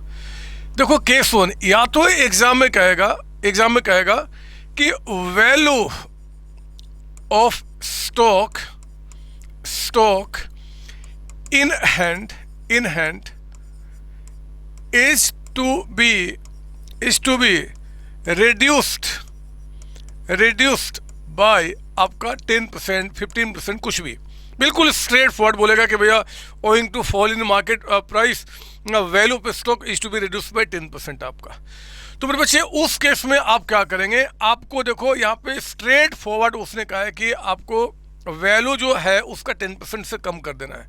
तो आपको कुछ नहीं सोचना, if sent at cost price, अगर गुड्स का भेजना कॉस्ट प्राइस पे हुआ है तो हम क्या करेंगे जी, आपको कैलकुलेट करना है, calculate value of closing stock at cost price. अब वो हम कैसे निकाला करते थे आप जान चुके हैं, पहले हमने किया हुआ है कि जो आपका परचेज प्राइस होगा वो लेंगे हम लोग, यहाँ पे परचेज प्राइस है ना, वो लिया जाएगा, प्लस आप यहाँ पे क्या करेंगे जी, प्रोपोर्शनेट जो नॉन रिकरिंग एक्सपेंसेज होगा, नॉन रिकरिंग एक्सपेंसेज चाहे इनकर्ड बाय आपका कंसाइनर हो और चाहे वो कंसाइनी हो, ये खर्चे जो नॉन रिकरिंग आपके होंगे प्रोपोर्शनेटली हम उसको क्या करेंगे, इसको ऐड कर देंगे। ऐड करके मेरे बच्चे अगर मान लो वैल्यू आ रहा है 12,000, ये एज्यूम्ड फिगर आपका है 12,000, तो आपको क्या करना है, बस इसमें लेस कर देना है आपका 10%। कितना हो गया जी, 1200 आपका 1200। और आपको जो वैल्यू दिखाना है, वैल्यू ऑफ क्लोजिंग स्टॉक वो मेरे बच्चे आपका वैल्यू कितना हो जाएगा, 10,800 रुपीज़ का आपका 10,800, बस इतना ही करना है। अगर वो कहता है कि गुड्स का बेचना कॉस्ट पे हुआ है और आपको वैल्यू जो स्टॉक इन हैंड है उसको 10% से कम कर दो, तो फिर बच्चे इस तरीके से करेंगे और यही क्लोजिंग स्टॉक की वैल्यू दिखा देंगे, बात खत्म हो गया। लेकिन अगर मान लो इफ सेंट एट आईपी, फिर क्या करेंगे जी? ये तो हुआ if sent at cost price. मैं यहीं पे आपको दिखाता हूं कि अगर भेजना आईपी पे हुआ होगा तो हम फिर क्या करेंगे। सारे केसेज का रिवीजन करेंगे यहाँ पे हम लोग, है ना, सारे केसेज का। तो कहता है कि अगर मान लो यहाँ पे इफ सेंट अगर सेंड किया गया है एट आपका आईपी इनवॉइस प्राइस पे, तो क्या करेंगे? मेरे बच्चे पहले तो आपको कैलकुलेट करना है value of stock at IP. वो कैसे करेंगे जी? ये तो सेम रहेगा, मतलब यहाँ तक का जो कंप्यूटेशन है वो तो बिल्कुल सेम रहेगा बच्चे। मतलब कितना? 12,000 सेम आपका, वही आपका purchase price proportion non recurring आप ऐड करेंगे। फिर आप इसमें क्या करेंगे? अलग से ऐड करेंगे लोड। मान लो लोड का जो अमाउंट है वो 2000 है, मान लो, है ना, जो भी होगा परसेंटेज उसके हिसाब से आप निकाल लेंगे, आपने बहुत प्रैक्टिस किया हुआ है। तो यहाँ पे आपका जो आईपी आ गया, IP of closing stock, IP of closing stock वो कितना निकल के आ गया हमारा यहाँ पे जी? आपका 14,000 है ना बच्चे, आईपी ऑफ क्लोजिंग स्टॉक। अगर कहता है स्ट्रेट फॉरवर्ड कि value of stock in hand is to be reduced by 10%, तो ये आपका आईपी आ गया 14,000। अब 14,000 में हम क्या करेंगे? लेस करेंगे आपका 10%, है ना। तो 10% का 14,000, यानी कि आप कितना माइनस करेंगे? 1400 का अमाउंट। तो अब ये कितना आ गया आपका? ये आ गया 12,600 मेरे बच्चे।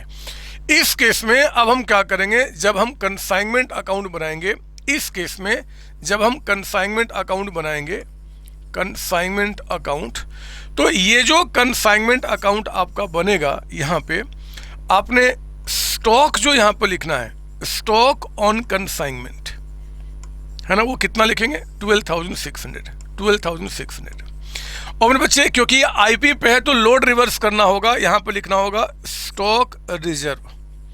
वो कितना जी? ध्यान रखना, जनरली बच्चे ये 2000 लिख देते हैं, जो कि गलत है। मेरे बच्चे आपने जब 10% कम किया ना, तो 10% आपने कॉस्ट का भी कम किया है और 10% आपने इसका भी कम किया है ना। तो इसका मतलब कि आपने क्या करना है कि ये देखो आपका 2000 का 10% कम किया तो कितना हो गया? 200। तो 2000 माइनस 200, यानी कि आपको यहाँ पे 1800 का अमाउंट लिखना है, क्योंकि इसके अंदर में सिर्फ 1800 की वैल्यू मिली हुई है। आप देख सकते हैं कि जब हम 10% कम किया तो इसका भी 10% कम किया गया होगा इसमें, और इसका भी 10% कम किया गया होगा। तो 2000 में से 2 कम, तो यानी कि इसमें 1800 का वैल्यू मिला हुआ है, उसको हम क्या करेंगे? यहाँ पर लिख देंगे, काम हमारा खत्म हो जाएगा। मेरी बात समझ में आ रही है? Yes sir. तो ये बातें आपको ध्यान में लेके चलनी पड़ेंगी, ये बातें आपको ध्यान में लेके चलनी पड़ेंगी। ये अगर कब हम करेंगे जी? जब साफ साफ क्वेश्चन कह दे कि भैया आपको value is to be reduce by 10%, मतलब वो कुछ नहीं बोल रहा कि बस रिड्यूस कर दो, तो ये काम करेंगे। लेकिन मेरे बच्चे अगर कुछ ऐसा केस आ जाए, केस नंबर 2 लिखेंगे मेरे साथ यहाँ पे, केस नंबर 2 लिखेंगे आप यहाँ पे। कहता है कि owing to fall in market price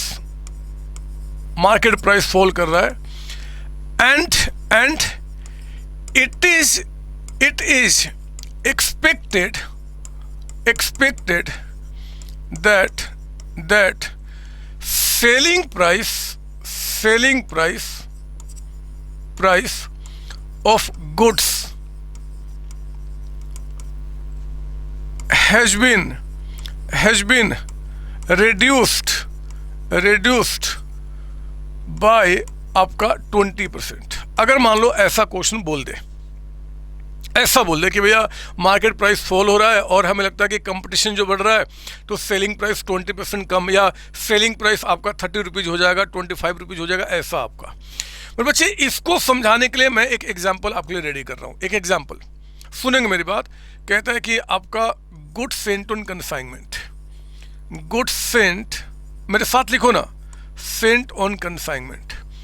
जो गुड्स हम लोगों ने कंसाइनमेंट पे भेजा है वो कहता है कि आपका 5000 यूनिट्स है, साथ लिखिए at the rate of ₹40 each, 40 रुपये के हिसाब से। तो आपका ये कितना हो गया, 2 लाख रुपीज़ का अमाउंट, 2 लाख रुपीज़ का अमाउंट। फिर कहता है कि एक्सपेंसेज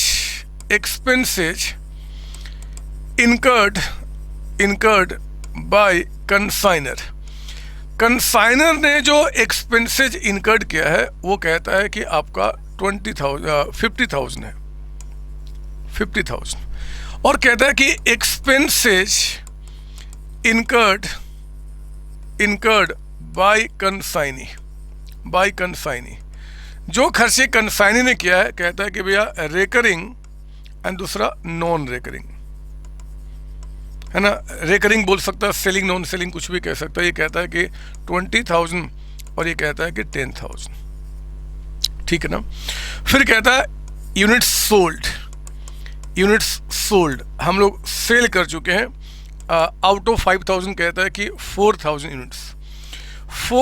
यूनिट्स हम लोग बेच चुके हैं जी आपका। और कहता है कि एट द रेट ऑफ, मान लो रुपीज़, यहाँ पे कहता है आपका कितना ले लूँ मैं, चलो 50 ले लेता हूँ, 50 रुपये। फिर कहता है कि कमीशन टू कंसाइनी, जो हमें कमीशन पे करना है, कमीशन टू कंसाइनी, वो कहता है कि आपका जो कमीशन है, मान लो कंसाइनी का वो 10% आपका है। कमीशन जो हमें कंसाइनी को देना है 10%, नो डाउट कि ऑन सेल्स आपका होगा, ऑन सेल्स। अच्छा, एक चीज़ यहाँ पे और डाउट होता है, कई सारे क्वेश्चंस में इंस्टीट्यूट ने ऐसे किया है कि सेल्स का मतलब मैं क्या मानूँ। एक जो सेल होता है आउटसाइडर्स को वो मानूँ। कभी कभी क्वेश्चन में क्या करता है जी कि कंसाइनी जो है वो कुछ गुड्स विड्रॉ कर लेता है अपने लिए। तो जो गुड्स कंसाइनी ने विड्रॉ कर लिया अपने के लिए, वो भी सेल मानो क्या, कमीशन निकालने के टाइम पे। तो मेरे बच्चे, आज के टाइम पे इंस्टीट्यूट क्या कर रहा है कि वो बोलता है कि जो आउटसाइड, जो बाहर कंसाइनी ने बेचा, वो भी उसके लिए सेल माना जाएगा। कंसाइनी अगर कुछ गुड्स विड्रॉ कर लिया अपने लिए तो वो भी सेल माना जाएगा। मतलब जब कमीशन निकाला जाएगा तो हम दोनों पे निकालेंगे, दोनों को ऐड करके, है ना। तो आप यही काम करना, क्वेश्चन को ध्यान से पढ़ना। ऐसे तो अक्सर एग्जाम में क्वेश्चन में बताता कि कमीशन जो है वो सिर्फ ऐसे केस में जहाँ पे कंसाइनी भी गुड्स विड्रॉ किया है, तो वहाँ पे बोलता है कि आप आउटसाइड सेल पे निकालोगे या दोनों को मिलाकर। ना बताए तो दोनों को मिला के आप उस पर कमीशन निकाल देना। एक नोट लिख देना कि I have also assume that goods withdrawn by consignee will also be considered as sale for computation of commission आपका, तो बात बन जाएगी, ठीक है ना, क्योंकि ये एजम्पशन यहाँ पे आ जाता है। तो खैर, मैं अब यहाँ पे आता हूँ। बोलता है कि calculate value of closing stock. आपको यहाँ पे क्लोजिंग स्टॉक जो है, क्लोजिंग स्टॉक विथ कंसाइनी आपको उसका वैल्यू यहाँ पे निकालना है, वैल्यू निकालना है। तो मेरे बच्चे ध्यान देना, हम लोग इसकी वैल्यू को कैसे निकालेंगे, है ना। ये लाइन मतलब क्वेश्चन के साथ है कि सेलिंग प्राइस ऑफ गुडविल कैसे लिख दिया, ये क्या लिखा मैंने, ये गुडविल कहाँ से आ गया। सेलिंग प्राइस ऑफ गुड्स है बदमाश, goods, selling price of goods है यहाँ पे, goods has been reduced by 20%। देखो, जब ऐसे क्वेश्चन आएगा तो आपको सॉल्यूशन में क्या करना होगा जी, पहले आपको निकालना होगा जो गुड्स हैं कंसाइनमेंट पे उसका कॉस्ट, मतलब कॉस्ट ऑफ क्लोजिंग स्टॉक। फटाफट निकालूंगा क्योंकि मैं यहाँ पे टाइम बर्बाद नहीं करना चाहता। कैसे हम लोग निकालते हैं जी, एक तो क्लोजिंग स्टॉक का परचेज प्राइस 5,000 में कहता है कि 4,000 बिक गया है, यानी कि 1,000 जो आपके यूनिट्स हैं वो लिए जाएंगे किस रेट से, आपका 40, है ना। एक तो वो हो गया, प्लस जो कंसाइनर ने खर्च किया वो 50,000, ना बताया तो हमेशा क्या मानते हैं, नॉन रेकरिंग। तो कंसाइनर ने जो 50,000 खर्च किया है वो कितने पे किया, आपका 5,000 यूनिट्स पे। तो बताओ 1,000 पे कितना, वो ले लिया हमने। और प्लस जो कंसाइनी ने खर्च किया मेरे बच्चे, कौन सा, नॉन रेकरिंग, रेकरिंग नहीं लेते हम, नॉन रेकरिंग, 10,000, वो भी खर्च कितने पे किया गया, आपका 5,000 पे। तो 1,000 पे कितना, ये आपका आ गया उसका कॉस्ट। कॉस्ट कितना बन गया, मेरा लैप ये रहा, कॉस्ट कितना बन गया, एक बार चेक कीजिए। तो ये हो गया आपका 40,000 प्लस ये कितना हो गया जी, 10,000, और प्लस आपका वो कितना हो गया, 2,000। तो ये आ गया मेरे बच्चे 52,000। अब हमें पता है कि इन्वेंट्री को जब वैल्यू करते हैं तो कॉस्ट प्राइस और मार्केट NRV, अगर आपको याद होगा इन्वेंट्री का अगर आपने रिवीजन कर लिया है, तो अब हम निकालेंगे NRV, मतलब net realisable value of closing stock, है ना। अब वो कैसे निकालेंगे जी, तो हमने पढ़ा हुआ है कि नॉर्मल सेलिंग प्राइस, यानी कि जो आपके ये 1000 यूनिट्स ऑफ क्लोजिंग स्टॉक है उसका नॉर्मल सेलिंग प्राइस कितना है, तो आपने 50 के हिसाब से बेचा है, तो ये 50 is the normal selling price. ये कितना आपका आ गया 50,000। इसमें से हम लोग लेस करते हैं मेरे बच्चे नॉर्मल सेलिंग प्राइस। जब हम NRV निकालते हैं तो हम लोग क्या करते हैं कि जो नॉर्मल सेलिंग प्राइस आपका होता है, नॉर्मल सेलिंग प्राइस, हम उसमें लेस करते हैं any expenses directly related to sale, वो खर्चे जो सेल से डायरेक्टली जुड़ा हुआ है, और वो हमें खर्च क्या दिख रहा है, कमीशन का अमाउंट आपका। क्योंकि जितने में सेल करोगे ना, हम क्या करेंगे उस पर 10% कमीशन पे करेंगे। इन्वेंट्री अगर आपने रिवीजन कर लिया है तो इसके पहले का, तो आपको क्या करना है, एनी एक्सपेंसेस डायरेक्टली रिलेटेड से जो कमीशन आपका है, ये 50,000 का जो सेलिंग प्राइस है उसका 10% यानी कि 5,000 माइनस किया जाएगा। तो कितना आ गया आपका यहाँ पे 45,000, 45,000 रुपये। यानी कि आपको क्या करना, पहले उसकी कॉस्ट निकालना है, फिर आप उसका क्या करेंगे जी, आप निकालेंगे NRV, और इस दोनों में से जो आपका लोअर होगा हम उस पे उसकी वैल्यू को दिखाएंगे, यानी कि 45 इस पे दिखाएंगे, और यही वैल्यू हम क्या करेंगे आपका क्लोजिंग स्टॉक में दिखाएंगे। तो आपको देखना है एग्जाम में कि वो क्या स्ट्रेट फॉरवर्ड कहता है कि क्लोजिंग स्टॉक की वैल्यू इतने से कम कर दो, या वो कहता है कि नहीं जी फॉल मार्केट प्राइस हुआ है और now it is expected that selling price will be reduce by this much amount. तो फिर आपको क्या करना है कि क्लोजिंग स्टॉक को वैल्यू करते समय पहले आपको उसका कॉस्ट निकालना पड़ेगा, जैसे आप निकालते हैं, और फिर उसका NRV निकालना होगा बच्चे, जो लोअर होगा उस पर। हमने ये भी क्लास में क्वेश्चन किया हुआ है, मैंने उसका प्रॉपर तरीके से डिस्कशन करा दिया और आपको अच्छी तरीके से रिवाइज करा दिया। तो ये बात आपको ध्यान रखना पड़ेगा, ठीक है ना, ये बात आपको ध्यान रखना पड़ेगा। इसके बाद मेरे बच्चे, इसके बाद फिर क्या हमारे पास है, तो इसके बाद आपका आ गया यहाँ पे आपका लास्ट जो आपका पॉइंट है, कहाँ चला गया, ये वाला एडवांस बाय कंसाइनी और एडवांस अगेंस्ट कंसाइनमेंट। ये भी बड़ा ही इंपॉर्टेंट है, यहाँ भी आप यानी कि बच्चे मेरे कंफ्यूज होते हैं, एडवांस बाय कंसाइनी और एडवांस अगेंस्ट कंसाइनमेंट। कंसाइनमेंट में एडवांस की बात उठेगी कि कंसाइनर ने क्या किया जी, कंसाइनी से कुछ एडवांस लिया है। तो मेरे बच्चे याद कीजिए हमने इसको क्या कैसे पढ़ा हुआ है एडवांस के बारे में। मैं आपको सिर्फ इतना बताना चाहता हूँ, इसका ट्रीटमेंट नहीं सिखाऊंगा, अपने क्लास में ऑलरेडी या जिस फैकल्टी से पढ़े होंगे आपने मैंने बताया होगा कि जब भी एडवांस बाय कंसाइनी कहेगा तो कंसाइनर जो कंसाइनी अकाउंट बनाएगा ना, कंसाइनर जब कंसाइनी अकाउंट बनाएगा, कंसाइनी का अकाउंट, तो वो क्या बोलेगा जी कि अगर उसने, जैसे मैं थोड़ा सा यहाँ पे दिखा दूँ आपको कि अगर कंसाइनर ने कंसाइनी से एडवांस लिया है तो कंसाइनी जो एडवांस है वो कंसाइनमेंट में तो जाता नहीं है क्योंकि वो एक्सपेंस इनकम नहीं है। लेकिन जब आप कंसाइनी अकाउंट यहाँ पे बनाते हैं, कंसाइनी अकाउंट जब आप यहाँ पे बनाते हैं तो मेरे बच्चे एडवांस लिया तो हम बोलते हैं बाई कैश या बाई BR जो भी आपने लिया होगा, मान लो 1 लाख रुपए का, ठीक है ना। कंसाइनी ने कुछ खर्चे किए तो बाई, मान लो उसने जो भी एक्सपेंस किया जी कंसाइनी ने, तो बाई कंसाइनमेंट आप लिखते हो मान लो 50,000 रुपये आपका। कंसाइनी ने गुड सेल किया और मान लो कि टू आपने यहाँ पे बोला जो उसने टू कंसाइनमेंट अकाउंट ये एंट्री करना आप ऑलरेडी जानते हैं, मान लो 5 लाख रुपए का, 5 लाख रुपए का। तो उस केस में जब भी क्वेश्चन कहेगा एडवांस, कंसाइनी ने एडवांस दिया है, मतलब अगेंस्ट कंसाइनमेंट नहीं बोलेगा मेरे बच्चे। अगर वो अगेंस्ट कंसाइनमेंट नहीं बोलेगा तो हम बोलेंगे कि भैया 5 लाख में 1 लाख रुपये आप पूरा दे चुके, उसको एडजस्ट कर लो, 50,000 ये एडजस्ट कर लो और बाकी पैसा मुझे वापस करो। तो बाकी पैसा आप उसे क्या करेंगे, वापस ले लेंगे।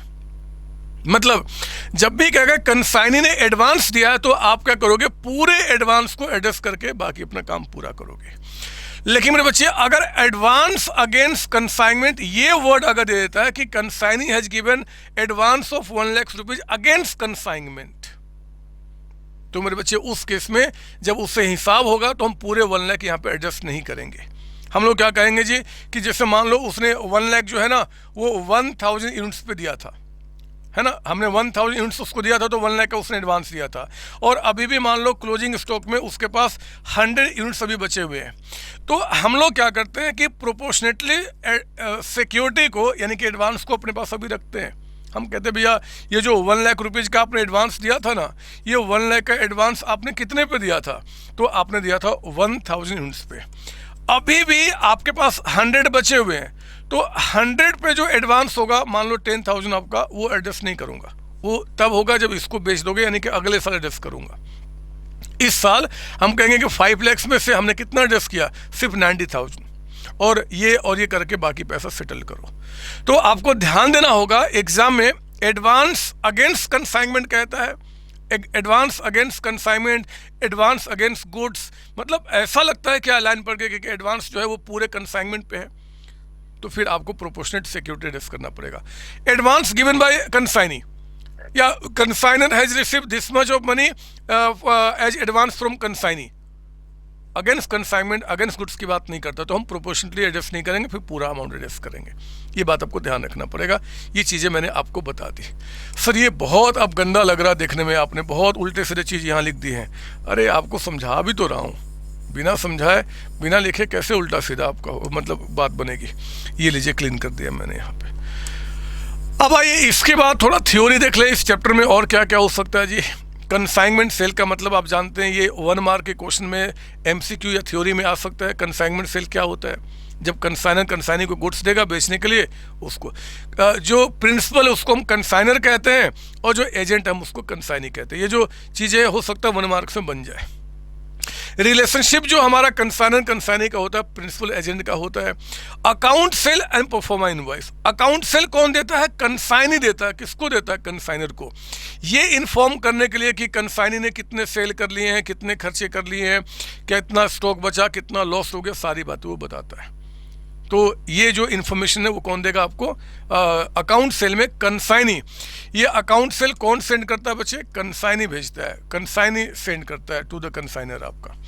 परफॉर्मा इनवॉइस कौन सेंड करता है? कंसाइनर देता है कंसाइनी को। जब गुड्स भेजता है तो गुड्स का डिटेल, कितने यूनिट्स हैं, क्या रेट है, क्या उसका प्राइस है, किस पे बेचना है, वो सारी बातें परफॉर्मा इनवॉइस पे भेजता है। तो अकाउंट सेल कौन देता है? कंसाइनी। किसको? कंसाइनर को। परफॉर्मा इनवॉइस कौन देता है? कंसाइनर। किसको? कंसाइनी को। ये बात ध्यान रखेंगे। टाइप्स ऑफ कमीशन बता ही चुका हूँ, इसके बारे में क्यों बात करूँ मैं आपका, ये ठीक है आपका। मोस्ट इंपॉर्टेंट में एक बात और होता है, डिस्काउंट। डिस्काउंट आपका ये पॉइंट है मेरे बच्चे, discount paid on bills receivable discounted by consignor. Discount, जब कंसाइनी से कंसाइनर एडवांस लेता है और वो एडवांस आपका जब लेगा तो मैंने कहा कि बिल के रूप में भी ले सकता है। तो कंसाइनर ने क्या किया? कंसाइनी से एक बिल लिया मेरे बच्चे एडवांस के रूप में, और उस बिल को हमने क्या किया? बैंक से डिस्काउंट कर दिया। तो जब बैंक से डिस्काउंट करते कुछ चार्जेस करते हैं ना, डिस्काउंट चार्ज। यस सर, वो डिस्काउंट चार्ज क्या होगा? हमने ये भी पढ़ा हुआ है। उस डिस्काउंट चार्ज का मेरे बच्चे 2 ट्रीटमेंट आपका होता है। या तो उस डिस्काउंट को आप कंसाइनमेंट का एक्सपेंस मानिए, और अगर कंसाइनमेंट का एक्सपेंस मानेंगे तो कंसाइनर क्या लिखेगा जी? टू डिस्काउंट, क्योंकि कंसाइनर ने उसको डिस्काउंट किया है और वो कोई पेमेंट नहीं गया, वो तो डिस्काउंट कर गया। तो कंसाइनमेंट अकाउंट में क्या लिखेंगे? To discount. ठीक है ना? तो कंसाइनमेंट अकाउंट में टू डिस्काउंट कब लिखेंगे? जब हम ये मानेंगे कि वो भी खर्चे कंसाइनमेंट से जुड़ा हुआ है। एक ऑप्शन और होता है कि हम बोलते हैं नहीं जी, डिस्काउंट जो है ना हम फाइनेंशियल चार्ज मानेंगे, मतलब कंसाइनमेंट से जुड़ा हुआ खर्च नहीं, जनरल खर्चे मानेंगे। तो मेरे बच्चे उस केस में जो आपका डिस्काउंट होगा वो कंसाइनमेंट में न जाके टू प्रॉफिट लॉस अकाउंट में जाएगा, मतलब प्रॉफिट लॉस में नॉर्मल खर्च, मतलब जनरल खर्चे माने जाएंगे। रिपीट करता हूँ, अगर आपने डिस्काउंट जो कटा है बिल को डिस्काउंट करने में, अगर आप कहते हो कि भैया कंसाइनमेंट के खर्चे हैं तो कंसाइनमेंट अकाउंट में आएगा टू डिस्काउंट। अगर आप मानते हो नहीं जी फाइनेंशियल चार्ज है, तो हम कंसाइनमेंट में नहीं, हम प्रॉफिट लॉस में दिखाएंगे टू डिस्काउंट। किसके बुक में बात कर रहा हूँ? कंसाइनर के बुक में। कंसाइनी को तो उससे कोई मतलब ही नहीं, उसका कोई ट्रीटमेंट वहाँ पर नहीं होता है। सर हम एग्जाम में क्या मानेंगे? क्वेश्चन को पढ़ना ध्यान से, क्वेश्चन बताएगा क्या मानना है। नहीं बताता तो कुछ भी मान सकते हो, लास्ट में एक नोट लिखना पड़ेगा। अगर आपने कंसाइनमेंट में दिखा दिया तो I have assumed expenses related to consignment. अगर आपने कहा कि हम no treatment in consignment account, तो आप बोलेंगे I have assumed it's a financial charge and it will be transfer to profit loss account. ये नोट लिखना पड़ेगा, है ना? तो ये बातें मैंने आपको बता दी। अब कंसाइनमेंट का ट्रीटमेंट कंसाइनर के बुक में क्या होगा ये हम अभी देखेंगे, ऐसे तो देख भी लिया, हम दिखाएंगे। और याद रखना कंसाइनमेंट क्या है, एक नॉमिनल अकाउंट है, मैंने बता दिया पहले, जहाँ पे एक्सपेंस रेवेन्यू की रिकॉर्डिंग आपका होता है। तो बच्चे अब मैंने यहाँ पे एक कंसाइनमेंट में और सेल में डिफरेंस बताया, ये सब पढ़ लेंगे, क्लास में हम लोगों ने किया हुआ थ्योरी है, बट इंपॉर्टेंट थ्योरी मैंने इसलिए रिवीजन क्लास में भी दे दिया। कंसाइनमेंट में गुड्स सेल कब होता है, जब कंसाइनी को हम जब कंसाइनी गुड्स को बेच देता है। यहाँ पे कब होगा जी, जैसे ही हमने बायर को दे दिया, गुड सेल हो गया। यहाँ पे रिस्क आपका अभी भी कंसाइनर के पास है, यहाँ पे रिस्क आपका परचेजर के पास चला गया।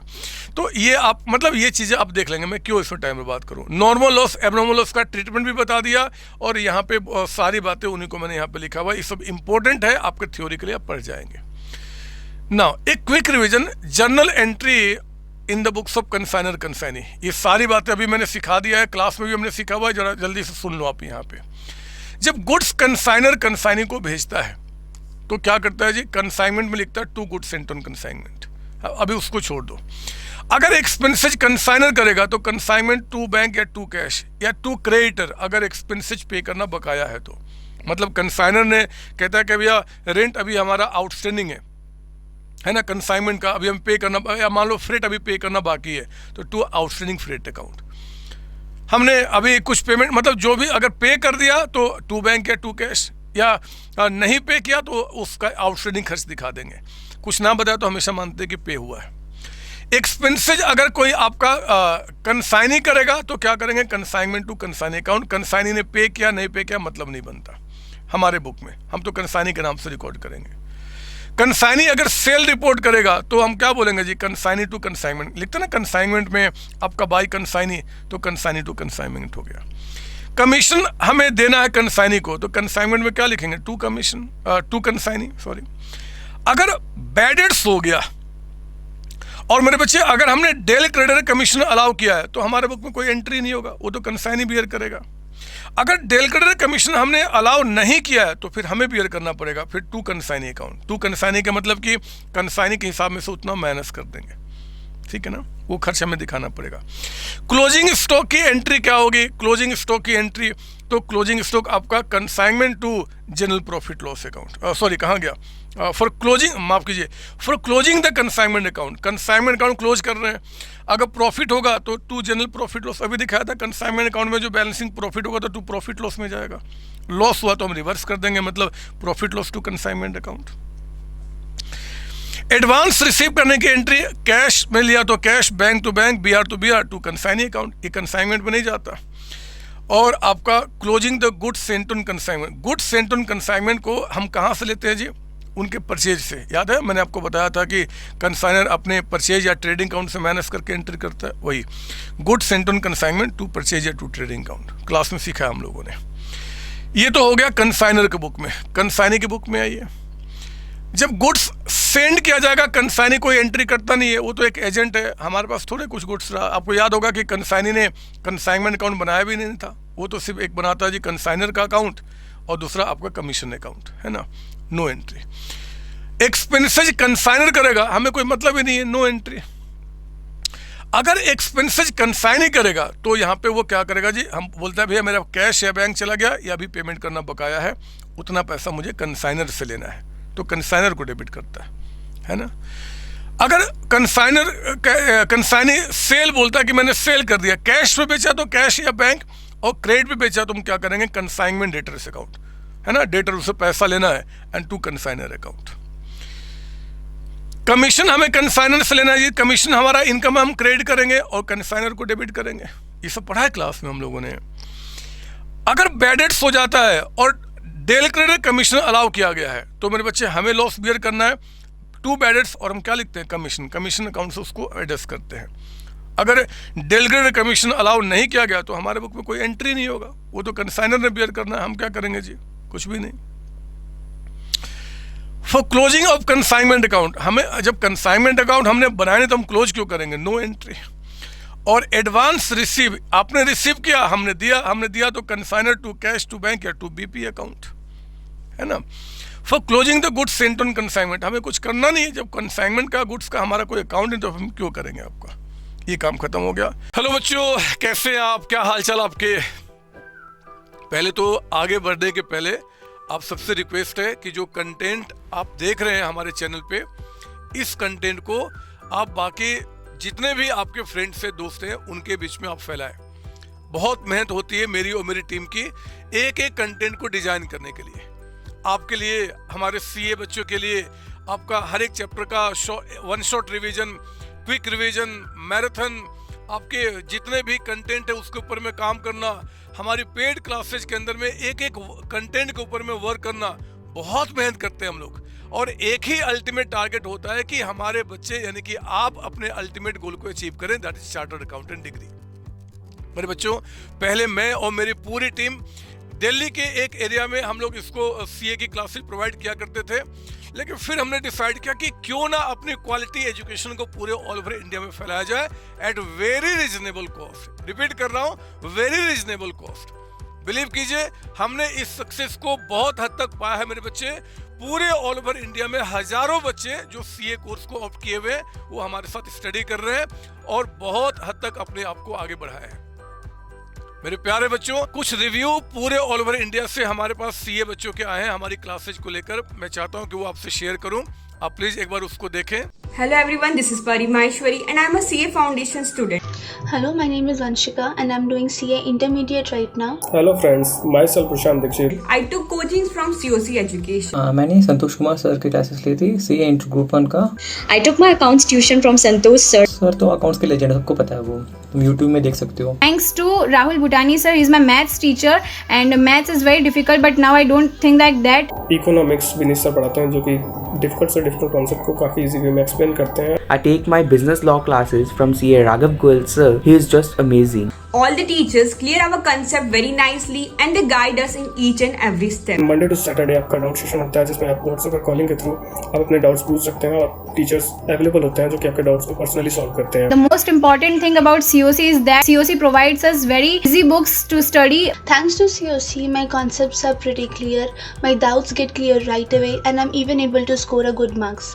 Thank you. Thanks to COC जिन्होंने मेरी जर्नी को काफ़ी आसान बना दिया है। Thank you. Thank you so much. And video को लाइक करें, सब्सक्राइब करें एंड सभी अपने दोस्तों के पास पहुंचाएं। ऑल द बेस्ट बच्चे, all the best. Thank you बच्चों, थैंक यू जी, थैंक यू।